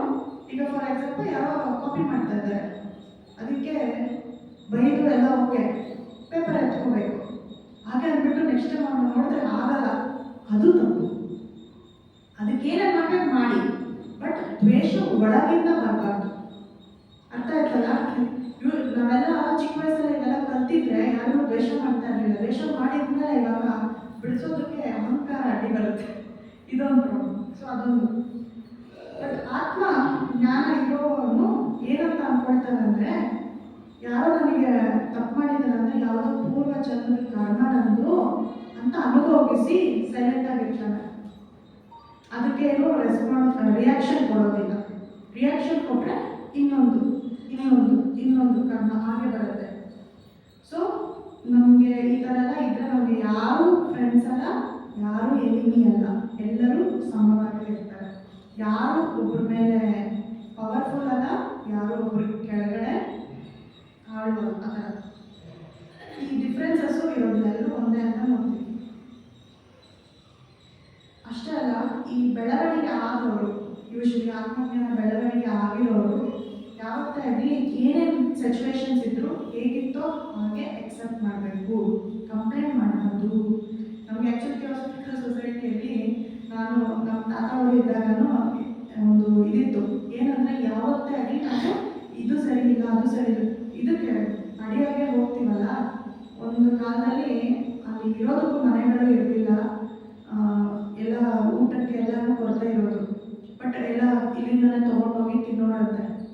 ಬಟ್ ಯಾವತ್ತಾಗಲಿ ಥಿಯೋಸಫಿಸ್ಟ್ಗಳು ಇದು ಕಂಪ್ಲೇಂಟ್ ಅಂತ ಮಾಡಲ್ಲ, they correct it, they won't complain it ಅಂತಾರೆ. ಆ ಥರ ಯಾಕೆ ಕಂಪ್ಲೇಂಟ್ ಮಾಡಬಾರ್ದು ಅಂತಂದರೆ, ಅಲ್ಲೇನೋ ತಪ್ಪು ಹುಡುಕ್ತಾ ಇದ್ದೀವಿ ನಾವು. ತಪ್ಪು ಹುಡುಕಿದಾಗ ನಮ್ದದು ಆ ಥರ ಮಾಡಬಾರ್ದು. ಹೇಗಿದೆಯೋ ಅದು ಎಕ್ಸೆಪ್ಟ್ ಮಾಡಬೇಕು, ಇಲ್ಲ ನೀವೇ ಸರಿ ಮಾಡ್ಕೋಬೇಕು, ಎಲ್ಲರದ್ದು ಇದೆ. ಬಟ್ ಯೂಶಲಿ ಇವಾಗ ಎಲ್ಲ ಹೈಫೈ ಎಲ್ಲ ಚೆನ್ನಾಗಿದೆ, ಅಕಾಮಿಡೇಷನ್ಸು ಎಲ್ಲನೂ ಚೆನ್ನಾಗಿದೆ. ಅಲ್ಲೂ ಕೆಲವರು ಇದು ಸರಿ ಇಲ್ಲ ಅದು ಸರಿ ಇಲ್ಲ ಅಂತ ಹೇಳಕ್ಕೆ ಹೋಗ್ಬಾರ್ದು. ಇಲ್ವಾ ನಾವೇ ಮಾಡ್ಕೊಳ್ಳಿ, ಅದು ನಮ್ಮದು, ನಮ್ಮಂತ ಮಾಸ್ಟರ್ ಹೋಗಿ ನಮ್ಮದೇ ಎಲ್ಲಾದರೂ ನಮ್ಮ ಜವಾಬ್ದಾರಿ ಅದು ಅಂತ ಇಲ್ಲಿ ಮಾಡಬೇಕು. ಇಲ್ಲೂ ಅಷ್ಟೇ, ನಮ್ಮ ಸಿಟಿ ಲಾಡ್ಜಲ್ಲೂ ಅಷ್ಟೇ, ನಾವೇ ಮಾಡಬೇಕು, ನಾವೇ ಮಾಡ್ಕೊಳ್ಳೋಣ, ಸರಿಯಾಗಿ ಎಲ್ಲ ಕರೆಕ್ಟ್ ಮಾಡ್ಕೋಬೇಕು ಹಾಗೆ ಹೇಳಿದರು. ಸೊ ಏನಿದ್ರು ಅದರಲ್ಲಿ ತೃಪ್ತಿ ಇರಬೇಕು. ಇವು ನಮ್ಮ ಸ್ಪಿರಿಚುವಾಲಿಟಿಗೆ, ನಮ್ಮ ಮೆಡಿಟೇಷನ್ ಟೈಮ್ಗೆಲ್ಲ ಯೂಸ್ ಆಗುತ್ತೆ ಅಂತ ಹೇಳಿದ್ರು. ಇವುಗಳಿಂದ ಆಚೆ ಬರೋದು ಆತ್ಮ, ಆಧ್ಯಾತ್ಮಿಕತೆ. ಓಕೆ, ಸೊ ಸಾಧಕ ಊಟ ಮಾಡೋದು, ನಿದ್ದೆ ಮಾಡೋದು, ಸುಖವಾಗಿರೋದು, ಅದರಲ್ಲಿ ಲಿಮಿಟ್ ಇರಬೇಕು. ಸಾಧಕನಾದವ್ರು ಹೇಗಿರ್ಬೇಕು ಅಂದರೆ ಊಟ ಮತ್ತೆ ನಿದ್ದೆ ಮತ್ತೆ ಏನು ಲಕ್ಸುರೀಸ್, ಇವುಗಳಲ್ಲಿ ಲಿಮಿಟ್ಸ್ ಇರಬೇಕು. ನೀವೇ ಯೋಚನೆ ಮಾಡಿ, ಎಷ್ಟು ಊಟ ಮಾಡಬೇಕು, ಎಷ್ಟು ನಾವು ತಗೊಳ್ಳೋದು ನಮ್ಮ ಹೊಟ್ಟೆ ಅರ್ಥವಾಗಬೇಕು. ಪೂರ್ತಿ ತಿಂದ್ರು ಪರವಾಗಿಲ್ಲ. ವಾಟರ್ ಬೇಕು, ಏರ್ ಬೇಕು. ಅದಕ್ಕೆ ಜಾಗ ಕೆಲವರು ಉಸಿರಾಡಕ್ಕಂತ ತಿನ್ಬಿಡ್ತೀವಿ ಇಲ್ಲಿವರೆಗೂ ಅಂತ ಅನ್ಕೊಂಡು ಹೋಗ್ತೀವಿ. ಅದು ಒಂದು. ನಿದ್ದೆ 8, ಮಕ್ಕಳಿಗೆ 10, ನಾರ್ಮಲ್ ವರ್ಕಿಂಗ್ 5, 6. ನಾರ್ಮಲ್ ಮೆಡಿಟೇಷನ್ ಮಾಡಿದ್ರೆ ನಿಮ್ಗೆ ಅಷ್ಟೊಂದು ನಿದ್ದೆನೇ ಬೇಕಿಲ್ಲ. 2 ಅವರ್ 3 ಅವರ್ ಏನಕ್ಕೆ ನಿದ್ದೆ ಮಾಡೋದು ಗೊತ್ತಾ? ನಮಗೆ ರೀಜನರೇಟ್ ಆಗೋದಕ್ಕೆ. ನಾವು ಆ ಥರ ಸ್ಟ್ರೆಸ್ ಆಗಲಿಲ್ಲ ಅಂದರೆ, ಆತ್ಮ ಸ್ಟ್ರೆಸ್ ಆಗಲಿಲ್ಲ ಅಂದರೆ ನಮಗೆ ಬೇಕಿಲ್ಲ. ಅದಕ್ಕೆ ಯೋಗಿಗಳು ನಿದ್ದೆ ಮಾಡಲ್ಲ, ಯಾವಾಗಲೂ ಮೆಡಿಟೇಷನ್ ಮಾಡ್ತಿರ್ತಾರೆ. ಸೊ ನೀವು ಒಂದೇ ಒಂದು ಇಲ್ಲಿಂದ ನೀವೇನ ತೊಗೊಂಡು ಹೋಗೋ ಹಾಗಿದ್ರೆ ಈ ಪಂಚಕೋಶಗಳ ಬಗ್ಗೆ ಅರ್ಥ ಮಾಡ್ಕೊಂಡ್ರಲ್ಲ, ಪ್ರತಿಯೊಂದು ಹೆಜ್ಜೆನೂ ನೀವು ಇಡೋದು ಅಬ್ಸರ್ವ್ ಮಾಡಿ. ಒಂದೊಂದು ಕಾಲು ಇಡ್ತೀರಲ್ಲ ಅದು ಅಬ್ಸರ್ವ್ ಮಾಡಿ. ಒಬ್ರೊಬ್ಬರನ್ನ ನೋಡ್ತೀರಲ್ಲ ಅವ್ರು ಹೇಗಿದ್ದಾರೋ ಹಾಗೆ ನೋಡಿ. ಜಾಸ್ತಿ ಮಾತಾಡಬಾರ್ದು, ಜಸ್ಟ್ ಸೈಲೆನ್ಸಲ್ಲಿ ಇರಬೇಕು. ನಮ್ಮನ್ನು ನಾವೇ ನೋಡಬೇಕು, ಡೈವರ್ಟ್ ಆಗಬಾರ್ದು. ಯಾರಾದರೂ ಮಾತಾಡ್ತಾ ಇದ್ದೀರಾ ಅವ್ರನ್ನ ಮಾತ್ರ ಮಾತಾಡಿ, ಸುತ್ತ ಎಲ್ಲ ನೋಡೋಕೆ ಹೋಗಬೇಡಿ. Full attention. ಅದೇ ಮೆಡಿಟೇಷನ್. ಆ್ಯಕ್ಚುಲಿ ನಾವು ಇದೆಲ್ಲ ಬೆಳೆಸ್ಕೋಬೇಕು ಸಾಧಕನಿಗೆ. ಸೊ ಇದು ಇಲ್ಲಿಗೆ ಆಲ್ಮೋಸ್ಟ್ ಸಾಧಕ ಹೇಗಿರಬೇಕು ಅಂತೆಲ್ಲ ಇದೆ. ನೆಕ್ಸ್ಟು ಅಹಂಕಾರನ ಹೇಗೆ ತೊಲಗಿಸೋದು. ಅಹಂಕಾರಗಳು ನಮಗೆ ಗೊತ್ತಿರ್ತೀರಾ, ಒಬ್ರೊಬ್ರಿಗೂ ಒಂದೊಂದು ಥರ ಅಹಂಕಾರಗಳಿರುತ್ತೆ. ಆ ಅಹಂಕಾರಗಳನ್ನು ಹೇಗೆ ತೊಲಗಿಸೋದು, ಇವೆಲ್ಲ ಪಂಚಕೋಶಗಳಿಗೆ ಯೂಸ್ ಆಗುತ್ತೆ. ಪಂಚಕ್ಲೇಶಗಳಂತೆಲ್ಲ ಈಗ ಅದಕ್ಕೆ ಸಹಾಯವಾಗೋದು ಈಗೋ. ಈ ಈಗೋಗಳನ್ನ ಹೇಗೆ ತೆಗೆಯೋದು ಅಂದರೆ, ಯೂಶಲಿ ಯಾರಿಗೆ ಈಗೋ ಇರುತ್ತೆ, ಅಹಂಕಾರ ಇರುತ್ತೆ, ಅವ್ರಿಗೆ ಆತ್ಮಜ್ಞಾನ ಒಲಿಯದಂತೆ. ಅಂದರೆ ಅವ್ರಿಗೆ ಕಾಣಲ್ಲ, ಕೇಳಿಸ್ಕೊಳ್ಳಲ್ಲ. ಕಿವಿಗಳು ಏನಂತೆ, ಕಿವಿಗಳು ಮುಚ್ಚಿರತ್ತಂತೆ ಅಂತವ್ರಿಗೆ. ಅದಕ್ಕೆ ಹೇಳೋದು, ಬುದ್ಧಿ ಇಲ್ಲದೆ ಇರೋರಿಗೆ ಕಿವಿ ಅದರ ಗಾದೆ ಇದೆ. ಯೂಶಲಿ ಬುದ್ಧಿ ಇಲ್ಲದೆ ಇರೋರಿಗೆ ಎಷ್ಟು ಹೇಳಿದ್ರು ಕಿವಿ ಒಳಗಡೆ ಹೋಗಲ್ಲ ಅಂತ ಹೇಳ್ತಾರೆ. ಸೊ ಅದನ್ನು ಉಪನಿಷತ್ತನ್ನು ಬರ್ತಿದ್ದಾರೆ.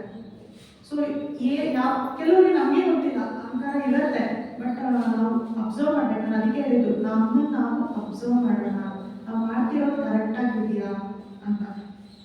ಅವಾಗ ಇದರಲ್ಲಿ ಕೆಲವು ಹೆಲ್ಪ್ ಆಗೋಕ್ಕೆ 5 ವಿಷಯಗಳು ಕೊಟ್ಟಿದ್ದಾರೆ. ಒಂದು,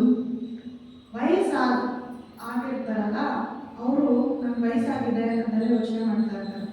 ಯಾಕೆಂದರೆ ಅವ್ರಿಗೆ ಬ್ಯೂಟಿ, ಸ್ಟ್ರೆಂತ್. ಹಾಗೆ ವಯಸ್ಸಾಗಿರೋರು ಅಹಂಕಾರ ಪಡ್ಬಾರ್ದು. ನನಗೆ ಶಕ್ತಿ ಇದೆ, ನಾನು ಅಂದವಾಗಿದ್ದೀನಿ, ಇವ್ರು ವಯಸ್ಸಾಗಿದೆ ಆ ಥರ ಅಂತ ಅಂದ್ಕೊಳ್ಬಾರ್ದು. ಪ್ರತಿಯೊಬ್ಬರಿಗೂ ವಯಸ್ಸಾಗುತ್ತೆ, ನಾವು ಒಂದು ದಿವಸ ವಯಸ್ಸಾಗುತ್ತೆ. ಅದಕ್ಕೆ ಅಂದ ಅಥವಾ ಶಕ್ತಿಗಳ ಬಗ್ಗೆ ಇದು ಮಾಡಬಾರ್ದು. ಆರೋಗ್ಯ, ನಾನು ಆರೋಗ್ಯವಾಗಿದ್ದೀನಪ್ಪ, ನಾನು ಏನು ಮಾಡಿಲ್ಲ ಅಂತಲೂ ಹೇಳಕ್ಕೆ ಹೋಗ್ಬಾರ್ದು. ಎಲ್ಲೋ ಒಂದ್ಸತಿ ಪ್ರತಿಯೊಬ್ಬರು ಅನಾರೋಗ್ಯಕ್ಕೆ ಒಳಗಾಗೇ ಆಗ್ತಾರೆ. ಸೊ ಅನಾರೋಗ್ಯದಲ್ಲಿರೋರಿಗೆ ಕರುಣೆ ತೋರಿಸಿ, ಅನುಕಂಪ ತೋರಿಸಿ ಅವರು ಚೆನ್ನಾಗಿ ಆಗ್ಬೇಕು, ಅದೊಂದು ಅಂತ. ಮತ್ತು ಈ ನಮ್ಮದು ಅನ್ನೋದು, ಡೆತ್ ಅನ್ನೋದು ಪ್ರತಿಯೊಬ್ಬರಿಗೂ ಬರುತ್ತೆ, ಸಾವು ಅನ್ನೋದು ಪ್ರತಿಯೊಬ್ಬರಿಗೂ ಇದೆ. ಸೊ ಅದಕ್ಕೆ ನಂದು ಆಸ್ತಿ ಆಮೇಲೆ ಎತ್ಕೊಂಡು ಹೋಗ್ತೀವಿ, ಅದು ನೆನ್ಪಿಟ್ಕೊಬೇಕು. ಸಾಧನ ಧ್ಯಾನದಲ್ಲಿ ಇರಬೇಕೆ ಹೊರತು ಮುಂದೆ ಏನಾಗುತ್ತೆ ಅಂತ ಯೋಚನೆ ಮಾಡೋಕ್ಕೆ ಹೋಗಬೇಡಿ. ಆ್ಯಕ್ಚುಲಿ ಹೇಳ್ತಾರೆ, ಫ್ಯೂಚರ್ ಬಗ್ಗೆ ಯೋಚನೆ ಮಾಡಬೇಡಿ, ಪಾಸ್ಟಿಂದ ಯೋಚನೆ ಮಾಡಬೇಡಿ, ಇವಾಗ ಯೋಚನೆ ಮಾಡಿ, ಈಗ ಸದ್ಯಕ್ಕೆ ಏನು ಬೇಕು ಅಷ್ಟೇ ಯೋಚನೆ ಮಾಡಿ ಅಂತ ಹೇಳ್ತಾರೆ. ಎಲ್ಲರೂ ಒಂದು ದಿವಸ ನಮಗೆ ಬಿಟ್ಟೋಗ್ತಾರೆ. ಮಕ್ಕಳಾಗಲಿ, ಗಂಡ ಹೆಂಡತಿರಾಗಲಿ, ರಿಲೇಟಿವ್ಸ್ ಆಗಲಿ, ಎಲ್ಲರೂ ಒಂದು ದಿವಸ ನಮ್ಮನ್ನ ಒಂದಲ್ಲ ಒಂದು ಕಾರಣಕ್ಕೆ ಬಿಟ್ಟು ಹೋಗ್ತಾರೆ. ಯಾರು ನಮ್ಮ ಜೊತೆ ಯಾವಾಗೂ ಇರಲ್ಲ. ಸಾವೇ ನಮ್ಮನ್ನು ಕರ್ಕೊಂಡು ಹೋಗ್ತಿದೆ, ನಮ್ಮನ್ನು ಕೆಲವರು ಬಿಟ್ಟು ಹೋಗ್ತಾ ಇರ್ತಾರೆ. ಸೊ ಯಾರ ಮೇಲೂ ಅಟ್ಯಾಚ್ಮೆಂಟು ಬೇಡ. ಅದು ಲಾಸ್ಟ್ ಕರ್ಮ ನಮ್ಮ ಜೀವನನ ಒಳತೆ ಸೈಲೆಂಟಾಗೆ ಕೆಲಸ ಮಾಡಿ ಅಂತ ಹೇಳ್ತಾರೆ. ಸೊ ಆ್ಯಕ್ಚುಲಿ ನಾನು ಕೇಳ್ತಾ ಇದ್ದೆ, ಪ್ರಶ್ನೆ ಇದ್ರೆ ಹೇಳಿ, ನಿಮ್ಗೆ ಕೇಳಿ. ನನ್ನ ಕೈಯಲ್ಲಿ ಆದಷ್ಟು ಈ ಪುಸ್ತಕ ಬರೆಯೋದೇನಿದೆ. ಜ್ಞಾನ ಹೇಳಿದ್ರೆ ಜ್ಞಾನ ಅಂತ ಹೇಳಿದ್ರು. ಹಾ? ಜ್ಞಾನ ಅದು ಫುಲ್ ಬಾಡಿ, ಫುಲ್ ಬಾಡಿ. ಇದು ವಾಯು ಲಾಸ್ಟ್ ಎಲ್ಲ ಬಾಡಿಯಲ್ಲಿ ಫುಲ್ ಮೂಮೆಂಟ್ಸ್ ಆಗುತ್ತಲ್ಲ, ಬ್ಲಡ್ ಫ್ಲೋ ಎಲ್ಲ ಜ್ಞಾನ ಜ್ಞಾನವಾಯು. ಸಪ್ರೇಟ್. ಸೊ ಇವತ್ತಿಗೆ ಇಷ್ಟು ಸಾಕು. ಇಲ್ಲಿ ಪೇಷನ್ಸ್ ಇಂದ ಕೇಳಿ ನನ್ನ ಪ್ರಶ್ನೆಗಳಿಗೆ ರೆಸ್ಪಾನ್ಸ್ ಮಾಡಿ ನನಗೂ ಎನ್ಕರೇಜ್ ಕೊಟ್ಟಿದ್ದಕ್ಕೆ ಥ್ಯಾಂಕ್ ಯು. ಬಟ್ ಇಲ್ಲಿ ನನ್ನ ಪುಸ್ತಕ ಓದಿ ಮಾತ್ರ ನಾನು ತಿಳ್ಕೊಂಡಿದ್ದು. ಏನಾದರೂ ತಪ್ಪಿದ್ರೆ ದಯವಿಟ್ಟು ಎಲ್ಲಾದರೂ ಕಮೆಂಟ್ ಮಾಡಿ, ಇಲ್ಲ ನನಗೆ ಹೇಳಿ, ನನ್ನ